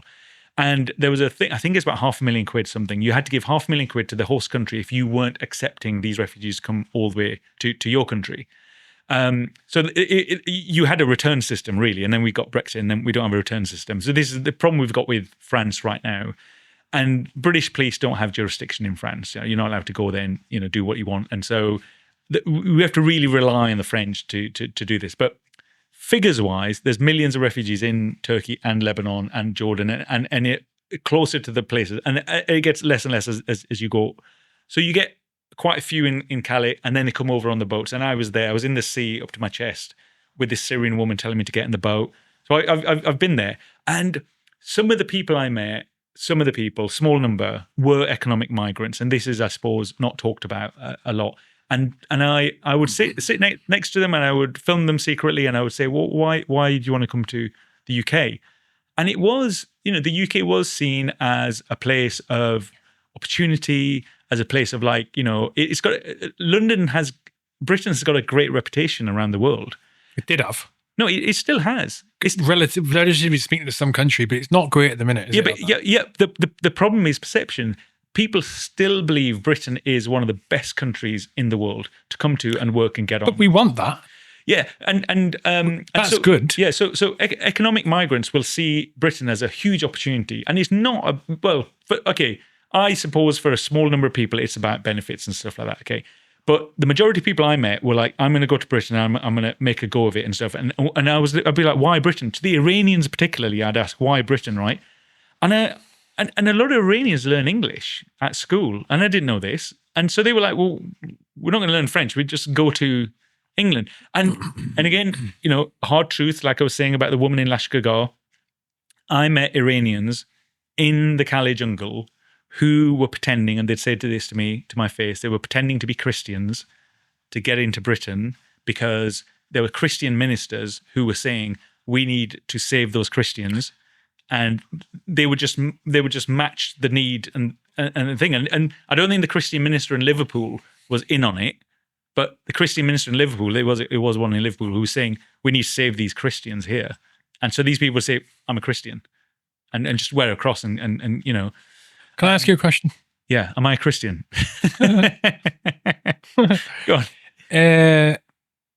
Okay, so I've seen the question posed. I'm going to ask you the question. What is the relevance of the reasons for these people coming to the UK? What is the relevance of what is the relevance of it? The relevances are... Should, and the reason that question is asked is because should that be a bearing on whether we decide to accept an immigrant here or not? And how should that be weighted compared to whether we feel they are going to be valuable to us or not? Yeah, it's a really interesting set of questions there. Why is it harder for me to get into Australia, to emigrate to Australia, than it is for an economic migrant to get into the UK or an Australian to get into the UK? Yeah. Does that mean Australia are bad? No, Australia's just a different country. Australia's a different country which has its own sets of rules. Australia is younger than us and is an island. We are an island as well. So there's a particularity of people who live on islands. But that said, our laws, our morality, our rule of law, the way we think, the kind of things that we hold dear and valuable, if you go back to, like you're saying, about being Christian, right? And if you are going to say we're a Christian country, what would Jesus do? What would be, you'd help the poor. Hang on. Let me answer the full question. So you would do that as a Christian, right? So we've got a basis in our fundamental laws and rules, which says we have to help people, right? And that's actually a good thing to say. I'm a British person, I'm compassionate, and I want to help people, right? That said, where we've got to today, and you have to acknowledge, Nigel Farage is probably one of our most successful politicians, right? And how he's broken through is just talking about a single issue, which is migration, which seems to affect lots of people who are managing to vote for him. He's doing very well in the polls. So migration is obviously affecting us, right? And it links to our compassion and stuff. So he's saying now, and as are other politicians who are taking his talking points, that we have to have selective migration, right? And so the Australians practice this selective migration. And so can I just make a point? Sorry. Yeah. They're using these phrases, right, as if it's some new thing that we haven't had before. We have immigration policies that we are choosing to ignore en masse. That's the issue. No, well, I mean, you're not talking about the boats, are you? If you're talking about that's the boat, one aspect, but also the legal migration, right? So come back, come right back. Yeah. I think I don't. This is it's less a question of. It's less a question of. Sorry, the reason ethnicity, cultures, values and standards, differentiating values and standards, trying to coexist, is an issue right now. I think is because it is now a multiculturalism experiment, as you refer to it. It's not working because it's destabilizing. It's stability that is the issue. Right? It is destabilizing the country. It is destabilizing people on both sides. But the people that appear to be worse off with it are the people who are ethnically part of this land. It's the land, right? Yeah. Okay. Yeah. All right. But those, I'm not sure because what I don't want to say, because you could, it just happens to be these cultures that we've been talking about. But anyway, I just want. Well, no, look. Again, I'm thinking on the fly here. No. You're doing the right thing. Listen, when I met a lot of those people on Tommy's March, I've grown up with these people. You know, I grew up in Burnley. I've grown up with the white working class. I've grown up in a poor area, and I look at my class, the people I left high school with, and you know, there was lots of us who left that high school. It was one of the most underperforming schools in probably in the country, but definitely in that area. What was the demographic? Was it mostly Asian? Or No. So there was one school which became basically fully Bangladeshi, and even the Pakistanis didn't want to go to that school. So this is another thing to understand: is well, you know, after 1971, was it 1971, 72? So that when Bangladesh, which used to be East Pakistan, became its own country, they fell out with the Pakistanis, and the Pakistanis fell out with them. And there were some horrible things that the Pakistani military did in Bangladesh. And so even now, the Pakistanis and Bangladeshis kind of keep themselves separate, which is a sorry state of affairs, even in my hometown. And so there used to be a Bangladeshi school. Literally will not speak to each other. Well, no, they'll speak to each other, but they don't, you know, there's this undercurrent of like historical fight that they had, and they don't really like each other. Like Welsh English?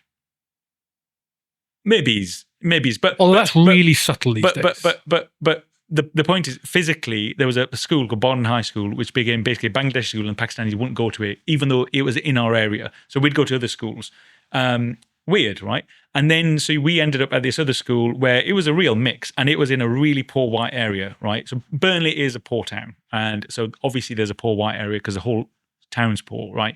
You know, you've got a couple of millionaires there who are on Netflix, you know, Banker Dave and stuff, but it's not a town of millionaires.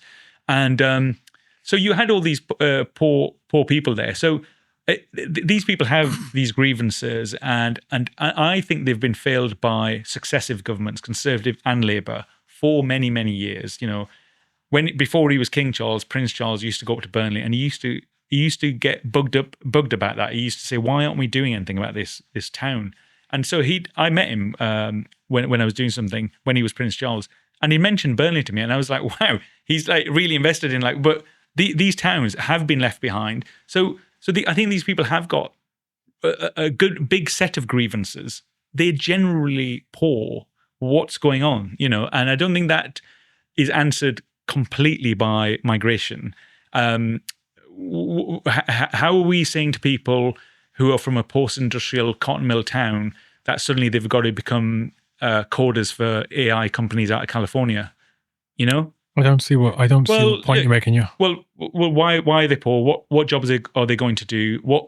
So there is a set of problems that come from multinational companies that work in the UK, don't pay taxes, and really farm out from us and make loads of money and you know, don't add value. Are we spinning off onto a different thread here? No. Okay, let's go back.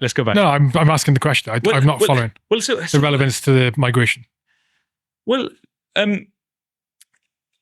the people that you're seeing are aggrieved, the white working class who are aggrieved and thinking about displacement and all this stuff, right? Well, the white working class are most vocal about it, and probably, relatively speaking, they're the most affected. Yes, yeah. Why are they affected by? Are they affected by migration, or are they affected by the condition that even pre this big migration, they've been discriminated against for many years? You know, if you read E.P. Thompson's The Making of the White Working in fact, it's not just white working class, is it? Go on. It's white, ethnic, English, Welsh, Scottish. Yeah. Not just working class. Yeah. So, okay. So ask the question again then, because I don't want to go off into history. I was asking what the relevance is of you talking about the issues in Burnley there. Yeah, how does that connect to the migration issue? Well, okay. So, you were talking about your school experience. No, exactly that. So in the 60s, a bunch of people, including my dad, were asked to come to this country and work, right? And what happened to those towns where all these people came to and settled and stuff like that was that the industry failed. Right? Okay. And the industry failing was never solved by successive British governments. Why? Didn't understand people, didn't have the hard work, political terms are too small to deal with big problems, all that stuff, right? And then we had the internet happened, and then loads of people made lots of money and didn't pay tax into this country. And then you get, if you go back into our history and talk about Christianity, you go up to Saltaire, which is a wonderful village just off of Leeds, run by Sir Titus Salt. This was a long time ago in the Industrial Revolution, made lots of money out of a mill. And he was looking at his workers thinking they were quite poor. He built the village of Saltaire out of his own money. He built a library and he built a church. He weren't allowed to build a pub because he was anti-drinking. But he built all this stuff as a philanthropist, who are the billionaires today who are going to Burnley and sponsoring the hospital? We can't find them. Who are the billionaires today who are saying to these people, hey, look, maybe we need some retraining. Let's put money into libraries. We're closing libraries. We're telling people to get on mopeds and deliver food to people, and those companies aren't putting a lot into this country. So my point is, there's a really complicated grievance for these people, and they may not understand what they're angry about or why they're poor. Well, yeah, that doesn't dismiss the fact that that mass immigration is a legitimate concern, right? Yeah. Now, I think the point you're trying to make is that maybe you're suggesting that maybe many people are using the immigration issue as a focal point for their discontent with how their lives are, and maybe their lives are the way they are, which has nothing to do with immigration. In the same way, maybe that Brexit became a focus, as in needing to Brexit became a focus for many people who were just very unhappy with the way their lives were for whatever reason, and chose Brexit as the thing, their focal point to be, and this is what I'm going to do to make the change.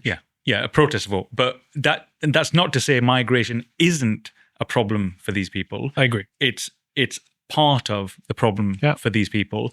And I don't think, so if you look at, by these people, it's also the most obvious, the most visible at the moment. Yeah, but by these people, I mean the white working class. Again, like I said, I grew up with these people and I feel incredibly sorry for them and incredibly connected to them. I meet them every week, every other week when I go up to Burnley.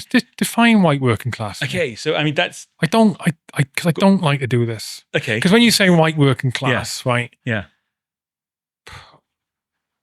I feel like that's a way to compartmentalize the legitimacy of the issue, because I see it as... Go on.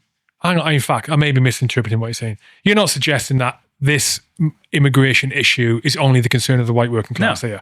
Okay. No. I'll pause what I say. No. Yeah, okay, not fine. Farage I is apologize. Not white working class. That's fine, yeah. Nigel Farage is white rich class. He's a millionaire. So lots of people are worried about the migration issue and are talking about it, and for several different reasons. But all I'm saying is the people that I grew up with are having a bad experience in this country. Our local hospital has closed down its accident emergency. So the white and the brown and the black people of Burnley struggle when it comes to accident emergency. They have to go to Blackburn, So there's very tangible, there's real things you see in your town that are going wrong. And this is a great town, You go down to the local museum and they'll tell you about how important Burnley was in the cotton weaving. It was one of the cotton weaving centres of the world. The Leeds and Liverpool Canal, it runs through Burnley. We were part of industry hugely. That's all gone. So there's a reason it's gone, and it's not because Britain called the Pakistanis over in 1961. But now the Pakistanis are here. You're now thinking, oh, what do we do now? So the simplest thing, I think some political actors think the simplest thing is to point at migrants and say it's their fault. What you're talking about is that there's a portfolio of issues here, and migration is one of them.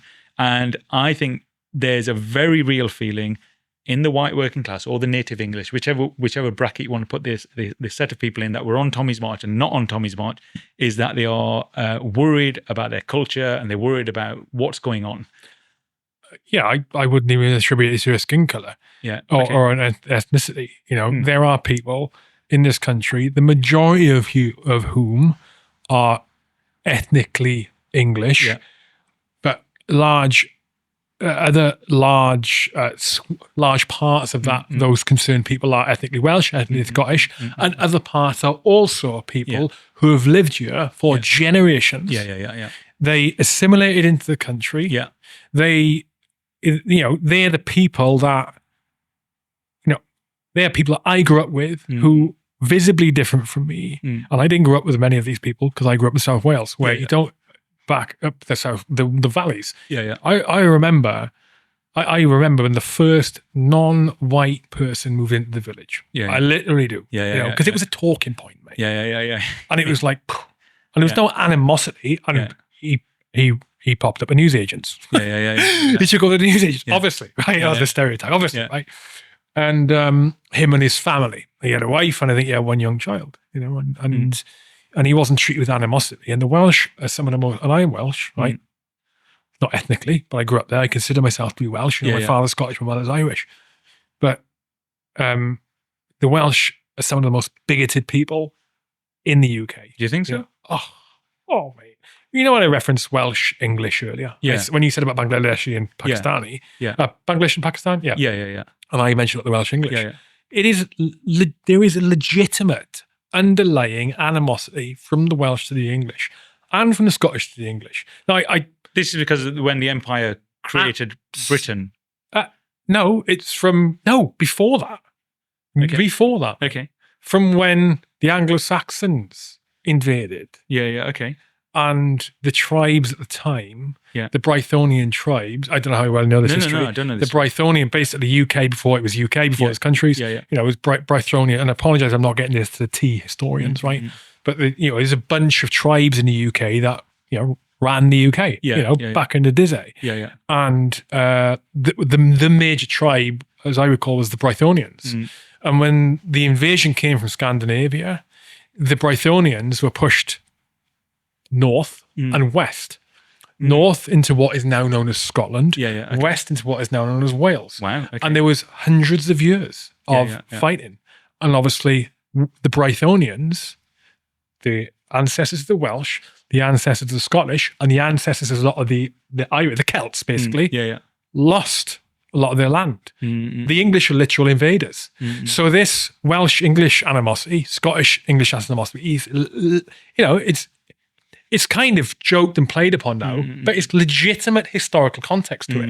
It's that long ago you go, what the fuck are you going to do about it? It is what it is. It is what it is, but that's where it comes from. Those things live on, So how do we get into that?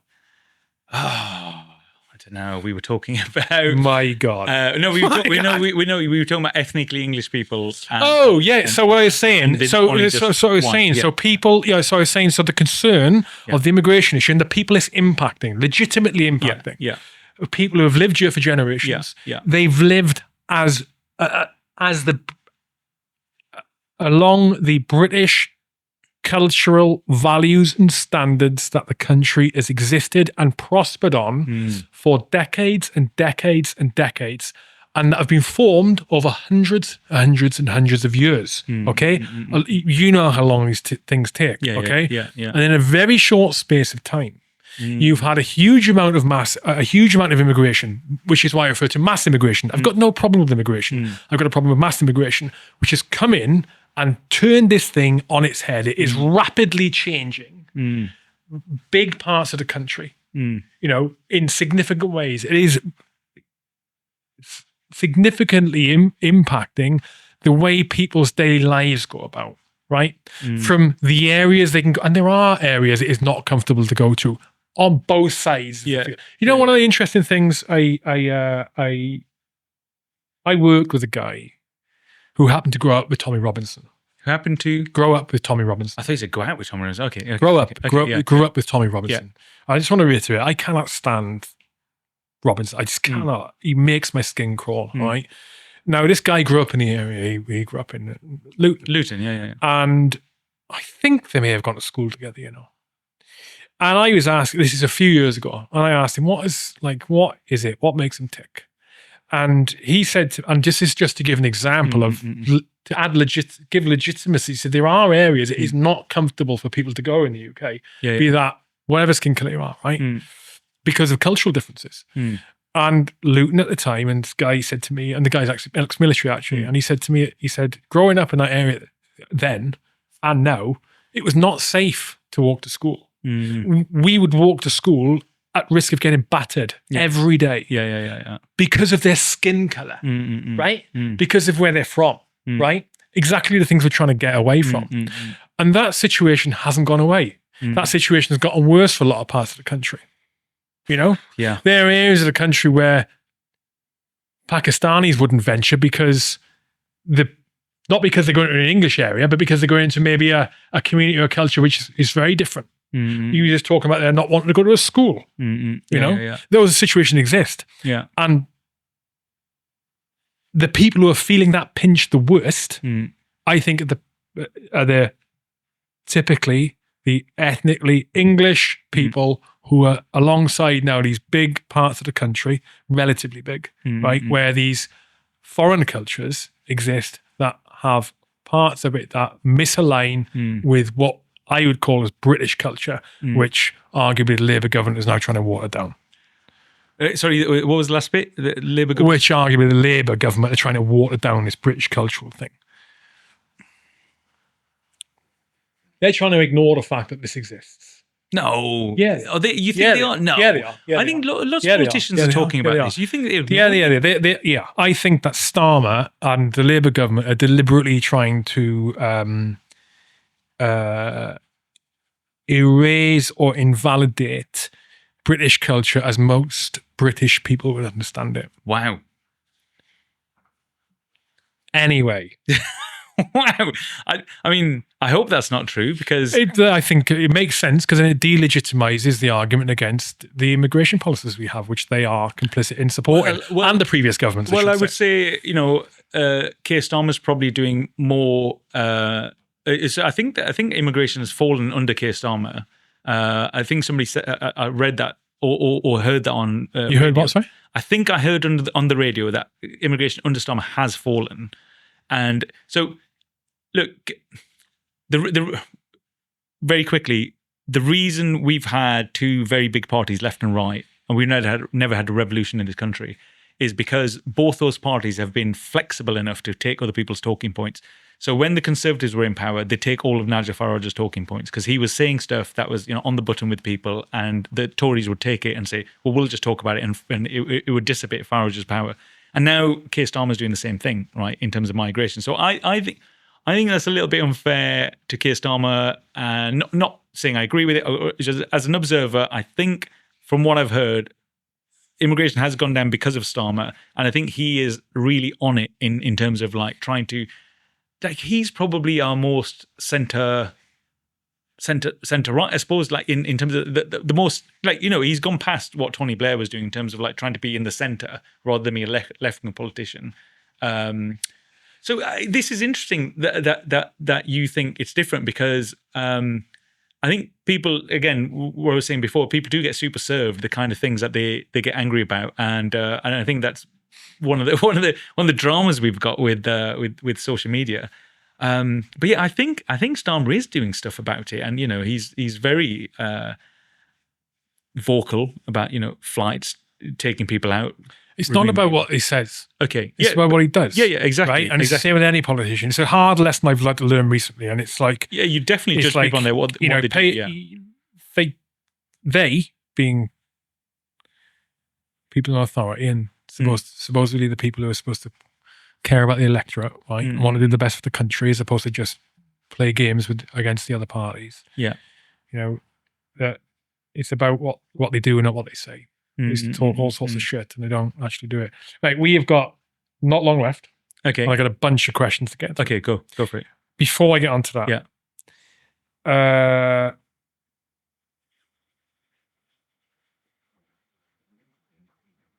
What do you think the UK is going to look like in 5 years' time? Oof. I don't know. In respect to what? Which lens are we looking at? Stability, migration policies, immigration policies, and Okay, 5 years' time. I think. So you've got 4 years left of the Labour Party. I think you're going to see. Have we? Yeah. Do you think? Yeah. Yeah. I think you have. Yeah, they're still in power. You can't. What are you going to do? You're going to have a leadership battle with Andy Burnham and Keir Starmer, or whatever you're going to have, right? How long do you reckon Starmer's got? The weird thing about Starmer is he is the result of how we play politics these days, and I'm talking about play politics these days. He is the politician of the moment, and the reason I say this is, he went to Trump with that letter, with the state visit, and so he's doing all of the things that he can do and he's taking Farage's talking points and stuff. He is, like, people say, oh, we can't pin him down, we can't do this, we can't do that, we don't know what his principles are. He's got everybody's principles because that's how flexible he has to be. Right now, where we are, we don't have the British Empire right now. Where we are in the middle of, like, we've left Europe. We need friends. He's probably one of the most capable people right now in that very difficult space of politics, right? So if we capable, I agree with. Yeah. But to enact his own principles. Say again? To enact his own principles. He does it. Okay, so when we were talking before about the fictional Muslim mayor of a town, right? Keir Starmer's job is not to represent himself, it's to represent the people. What are the people saying on the ground? And he's reflecting that, right? So actually, he's doing the thing that we want him to be doing, even though we don't like him. No, he's saying the stuff he thinks we want to hear. But let's look at the data, okay? You know, and we haven't got time to do that now. But from what I heard on the radio was immigration did come down because of Starmer's policies, right? And so he's in Manchester right now, outside the synagogue. So he's listening to the people, all the different people, and I think there's a big balancing act, right? So anyway, I think Starmer is effective, and so I think Starmer is flexible enough to see off a leadership challenge, just because he will just do anything it takes to. I don't think it's in his power. I don't think it's in his power to do that. Okay. I don't think it's him who decide. Yeah, no, it's the party, right? But yeah. But so we're talking about 5 years' time, right? Yeah. Sorry. So we've got 4 years left of Labour, right? In that time, I think Labour morphs to this place where people say, well, I can't even recognise it as a left-wing party. Then you had that Your Party with Zara Sultana and Jeremy Corbyn, which exploded in a couple of weeks. They've got 800,000 people who've signed up there. There's a lot of people. But the person who's doing quite well is Farage. And what we've seen with Starmer... Richard Tice is just fucked up, isn't he? What's he done? Yesterday. What's he done? Let me have a look now. Richard Tice. 1 second. Sorry, I'm just... It's all right. Googling Richard Tice. So in 4 years we have an election. So who gets in? Do we have a Tory leader, in Kemi Badenoch who can lead the pot? I don't think so. I think they're in complete disarray. I think the fight is Keir Starmer versus Nigel Farage. What did Richard Tice do? Yeah, maybe. What did Richard Tice do? Well, he referred to Rishi Sunak as English, ethnically English, I think. What they say? Yeah, he said Okay. Rishi Sunak's English. The reason I say he fucked up is because that I think will annoy a lot of people who support reform, because Rishi's British, he's not English. Yeah. Anyway, let's get on to these. Get on to these questions. That's all right. Is that all right? Yeah. Okay, cool. Yeah. All right. These questions are from Coke, who is in the live chat. Chuck them in there before the live link went pear-shaped.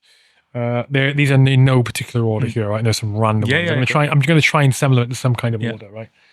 Okay. Hugh has stated that he would never have Tommy Robinson on H Hour.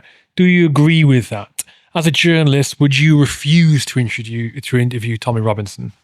I wouldn't refuse to interview. I didn't think you would. I didn't think you would. I've been trying to meet him, so I went to the march and tried to get to the front to meet him, because I think I respect that, by the way.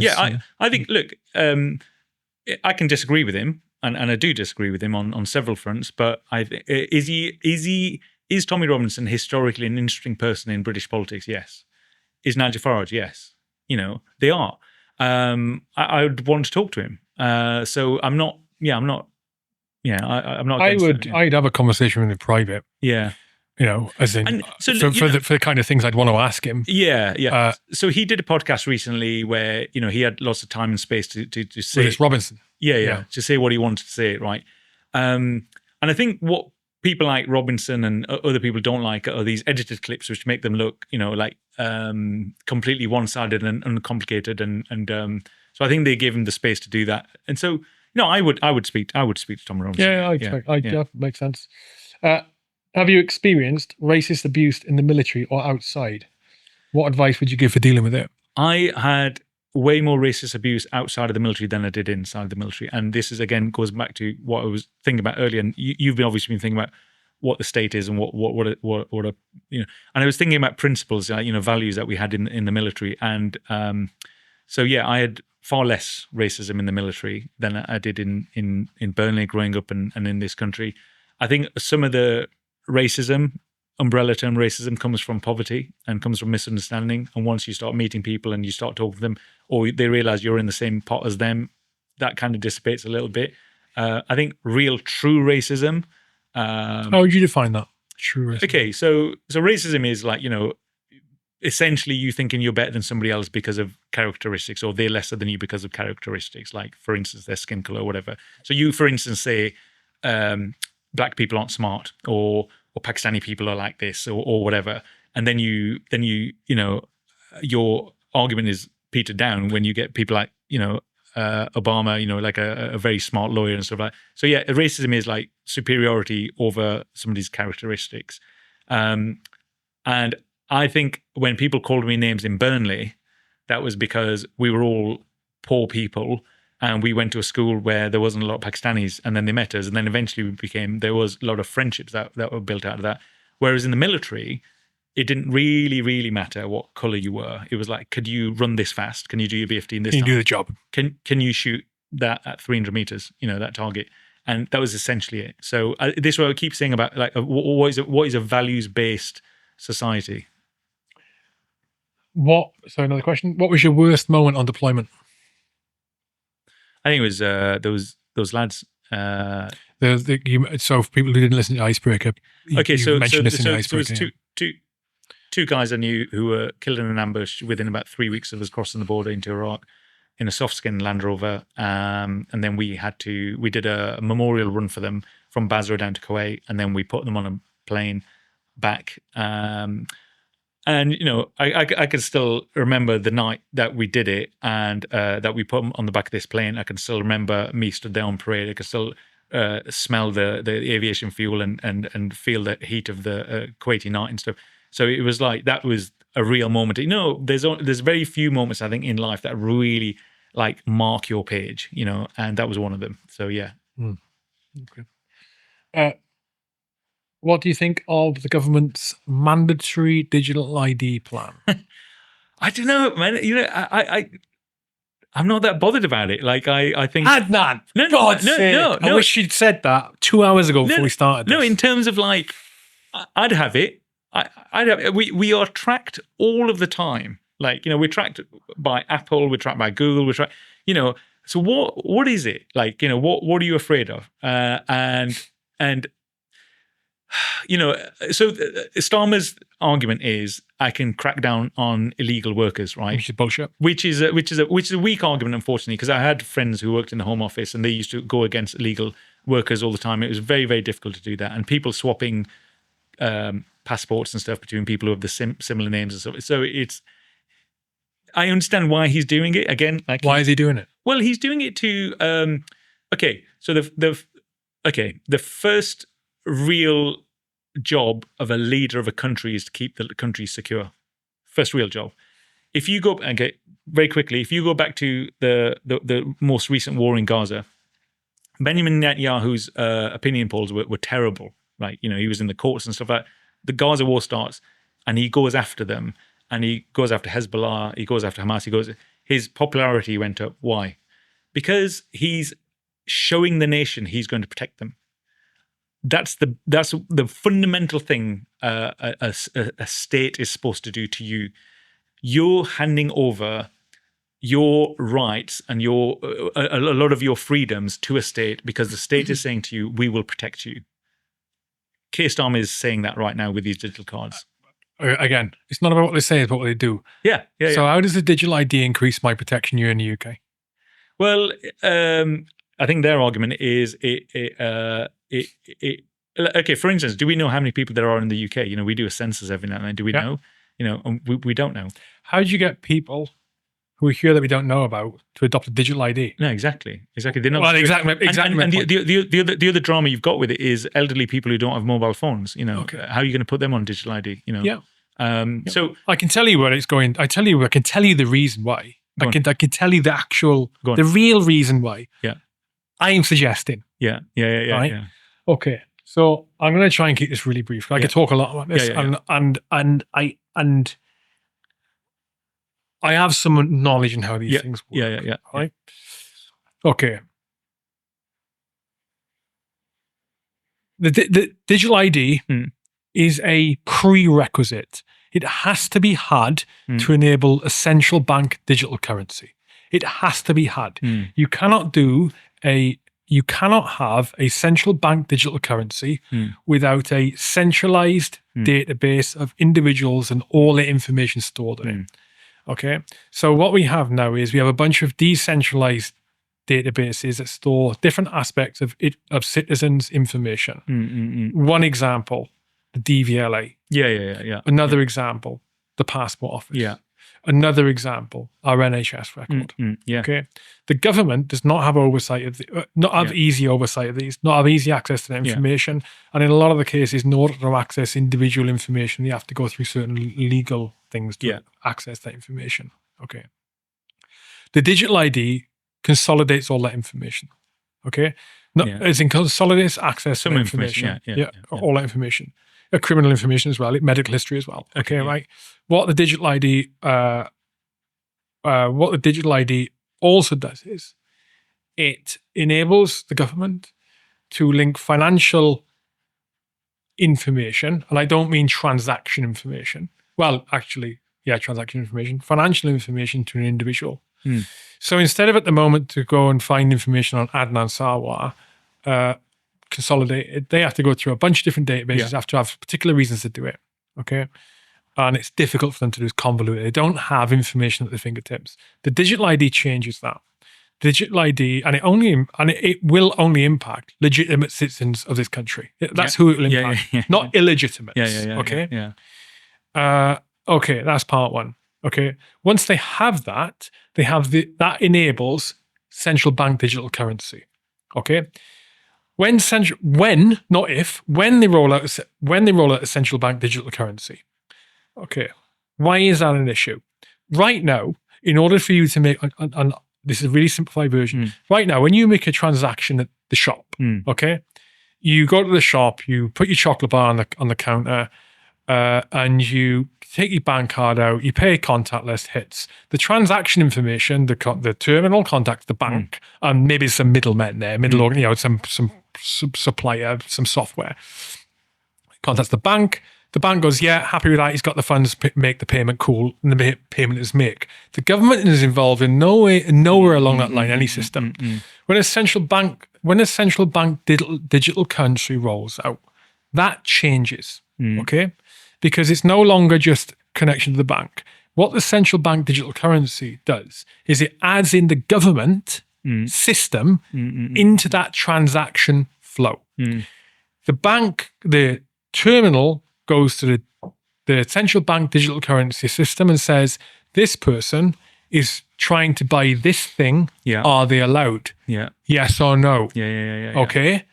Then it's a yes. Then it goes to the bank. Does he have the fund? Yes or no? Yes. Okay, pay for it. Great system if you can trust the government. Okay. That's a good point. Yeah. The problem with the CBDC and the digital ID is it sets the grounds for them to control what you can and can't spend on. And they will do that. The first thing they will do it in the name of is climate change stuff. That's the first thing. Okay. It'll be that related. And then it'll follow on from that. Okay. It will go to this level. All right. Sorry, people in Chelmsford and surrounding areas of London. There is a severe threat of disruption in London today because of planned protests in the Westminster area. For your safety, you are not able to travel there. Anyone who is registered electorate living in Essex, Bedfordshire, Kent, Surrey, those surrounding areas, those home counties, they will not be able to go and buy a bus ticket, a train ticket, or fuel their cars in those areas. They can go and try, but as soon as they try and pay, it will say, sorry, transaction not allowed. Because the government says, for your safety, you can't travel in. See? That's a very good point. Absolutely the issue with it. It's a very good point. Okay, a step before the control bit, but even before the CBDC, the digital ID gets rolled out, the government has immediate access to everything you are fucking doing. They will make it mandatory for you to show your digital ID in almost everything you do, or it be connected in almost every transaction you make. Bad. So Okay.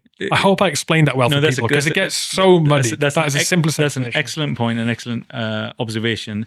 And you can go even further than that and look at the credit point system that the Chinese have. So if you're a good person, you can get better credit and so That will happen. So Yeah. I hadn't thought about it fully. You know, initially it was just like I look at my things and I think, oh God, I'm being tracked enough already. But you're right, it's disparate where I'm getting tracked, and you can't add them all together quite easily. So yeah, no, I agree with you. Okay. That's yeah. Because there's a lot of what do you call it? Like what do you call them when everybody gets together and signs a piece of petition? There's a lot of petitions at the moment. 3 million, and they've responded and said, "Fuck you, we're doing it anyway." Really? Yeah. 3 million signature at the minute. 3 million. Wow. The point on it is the digital ID is nothing to do with our security or safety. It is everything to do with government access to how we exist, how we live, and down the line, their ability to control us if they need to. And this is not conspiracy theory, because you mentioned China. Exactly what they're doing there. But and they have a digital currency. But China's no authoritarian government who started with that as their idea, right? We're trying to get there. But are we trying to get there? Yeah. Or do you think politicians are using a technology and then eventually we get there by mistake? No, I think it's the latter. You think it's the inception is... It is. Really? Wow. Yes. Okay, fine. Okay. Right, well, we should take down the system. The more control they have of us, the better they can influence who stays in power going forward for all these other reasons. Yeah, that's a bad idea. Yeah, that's a bad idea. Yeah. You know? Yeah. Anyway. Okay, next question. Yeah, that's good, man. That's good. That's good. There's a few here about me. I'm not asking those. They're just, sorry, Coke. Do you agree? Do you agree with Hugh that the UK military is moral and members will question orders if they think they are wrong? Do I think the UK is moral? Is moral. Right. Well. And will people question orders if they think? Okay. Morality is subjective. I think the British Army serves British interests abroad. That's even on their website. So I think in terms of our morality and whatever our morality is, and we set that through the legal system and voting, then you could argue that the British Army is moral in terms of British principles and interests, right? There is another level to that. Go on. I agree with you. Yeah. On the baseline as individuals, yes, morally correct. There's another level to that as to whether the objectives that the military are set are moral, are morally acceptable, which is a different thing. Which comes on to the second question. Yeah. Would you refuse an order? You know, like I think the majority of soldiers would not refuse an order. I mean, no, I don't think so. I disagree. You think so? I've seen different. You think so? You think the majority of soldiers in the British Army would refuse an order they thought was immoral? Yeah, because what's immoral is well defined, and we're taught that we can. Is it? Is it well defined? Yeah. Okay. Go on. What's your example? So you think about how I don't know about yourself. Yeah. I don't know. I know that myself as a frontline soldier. Yeah. The rules of engagement, Geneva Convention. Yeah. All of that is hammered into us. So when I say it's well defined, is what is okay and what's not. Yes. You know, hey, you're ordering me to shoot that civilian. Yeah. I think if someone got ordered to shoot a civilian, they would turn around and say, I ain't doing that. Yeah, sorry. That's what we're talking about. I'm talking about broad brush morality. Okay, cool. No. We're talking about those kind of specifics. Okay, so I had I know this from Coke's previous questions. That's why I know. Okay. I had an incident in Iraq where we had a soldier who was like a little bit, I'd say abusive, and we had to like calm them down. So yes, there is in that 2003. Yeah, I had the same situation like that as well. So there is that morality drilled into soldiers. That morality, right? And I would say that So for instance, Sergeant Blackman, Marine, he came to us to ask to do a documentary, and so he wanted to go over, and so we did that. It was called Marine, the case of Marine. We did that for Channel 4. So he came to us and said, I want to talk about what happened. So there are instances where soldiers. I want to interview him. Okay, so you put me in touch or not? Yeah, I think so. Yeah. Okay. So there are instances of where soldiers will do something in the heat of the moment or whatever, and then question themselves later on, or other soldiers will question them and start going, what was that all about and stuff. So yeah, no, sorry, I should say to revise that. I think the majority of British soldiers for instance, wouldn't say, "Yeah, war crimes, that we're up for it." I'm not saying that at all. I'm just saying, morality is subjective, and our morality is developed on lots of different principles, which I think we do generally follow. I mean, I've seen that with the police on these protests. The majority of police officers have been very courteous, professional, and tried to do their job. There's been a couple of bad apples, yeah. Okay, last question. And on this one, so Coates asked the question. I don't think he knows that you know Ben. All right, so just a bit of background here. So Ben Griffin, Yeah. introduced me to you, Adnan. This Yeah. is how we sat here now. Okay, Yeah. the next question is, okay, if soldiers are basically, if it's correct that if we're saying that soldiers are generally morally right, Yeah. they're the right, Yeah. make the right decisions, and we'll question in order if it's wrong. Then why did Ben Griffin's SAS unit knowingly take civilians, including teenage children as young as 15, 16, to be tortured? Did you witness or hear of torture in your tours? And he was apparently the only one who refused to redeploy when he saw this. Now, I'm going to add in something here, and this is what Ben alleges. So, if soldiers are morally right, that contradicts what Ben said It doesn't. about his experience with the SAS. Overall, yeah, go on. No, Well, it doesn't, because I'm just repeating. No, you're right. Coke's question. You're right. Don't look at me. No, you're right, but it doesn't negate what we've said, because we both said we had a couple of instances where we had to calm people down, right? Yep. So in our morality, And I've seen people refuse orders. yeah, and in our morality, there are things that are sit outside of that. So no system is perfect. Like we said before, no political system, no military is perfect, right? So we'll all have those little instances where we go, oh, I said little by little, I mean number of instances. I don't mean the little in stature. But go on, what were you going to add about Ben? Wasn't going to add anything. You said that he alleges. Oh, so Coke. So the way Coke stated it was like a fact, right? Yeah. So Coke said, if this is right, then why did Ben Griffin's SAS unit knowingly take civilians, including teenage children as young as 15, 16, to be tortured? Did you witness or hear of a torture in your tours? What I said was, Yeah. that's what Ben alleges. Yeah. And yes, I'm suggesting that may or may not be accurate. I wasn't there. Neither was I. But was Ben at the torture? Does Ben know they went off to be tortured? But what I would say is, I respect Ben highly, and I've spent a lot of time with him. I think he's one of the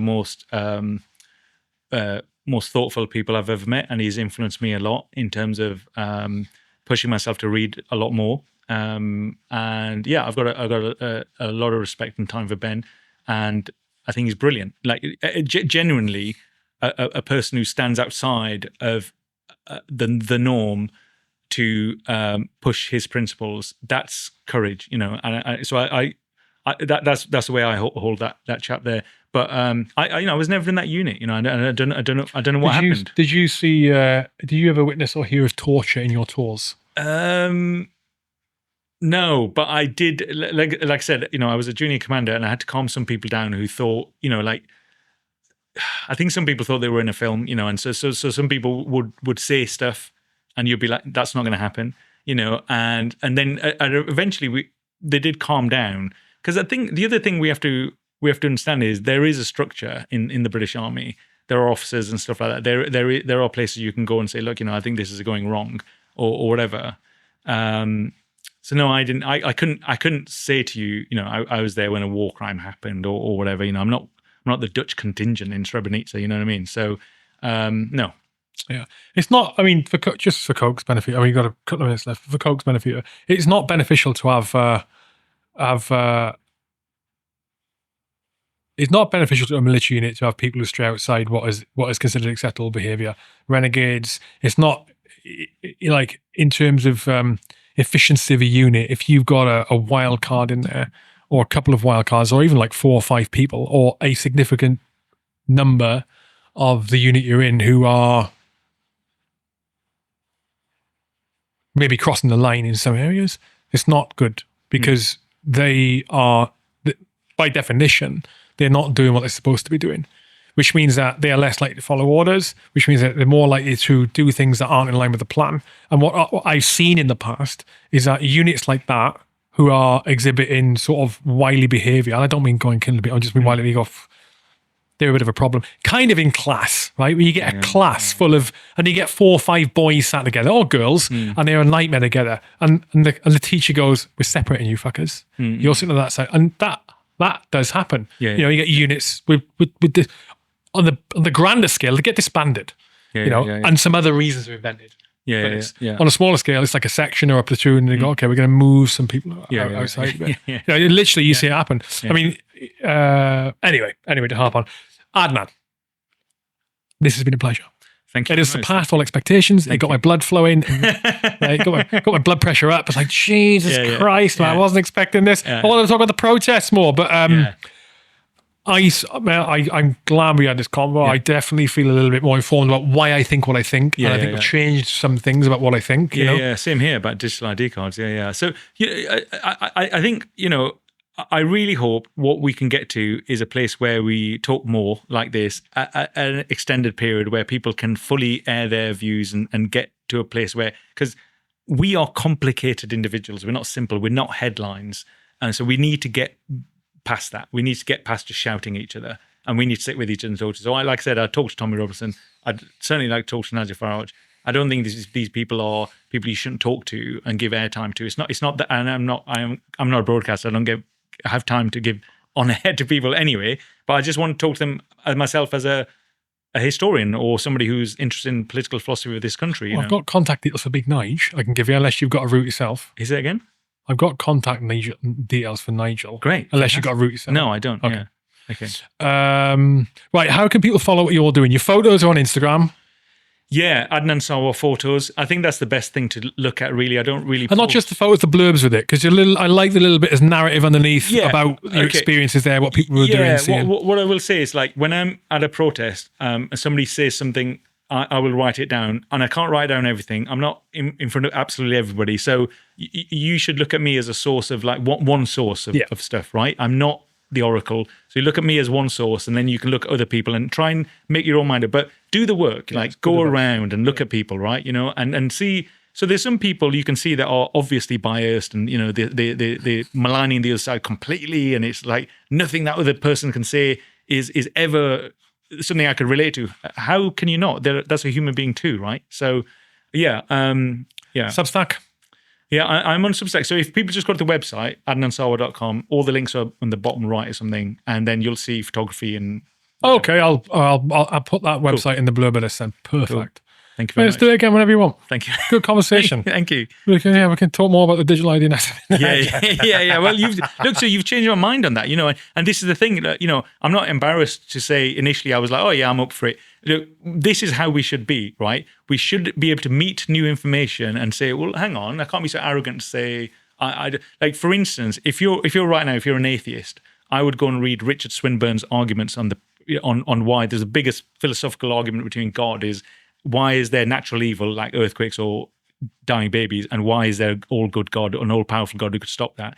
And Richard Swinburne, and he was at Oxford as well, so his arguments on the theodicy of why both exist at the same time, and it's true, is something that might change your mind. So be flexible, because things are, you don't know as much as you might think you do. Come back and let's talk about theology. Okay, yeah. I'm not joking. I'd love to. 100%. Yeah. Let me just digest the Torah and the Bible first. Yeah. Okay, cool.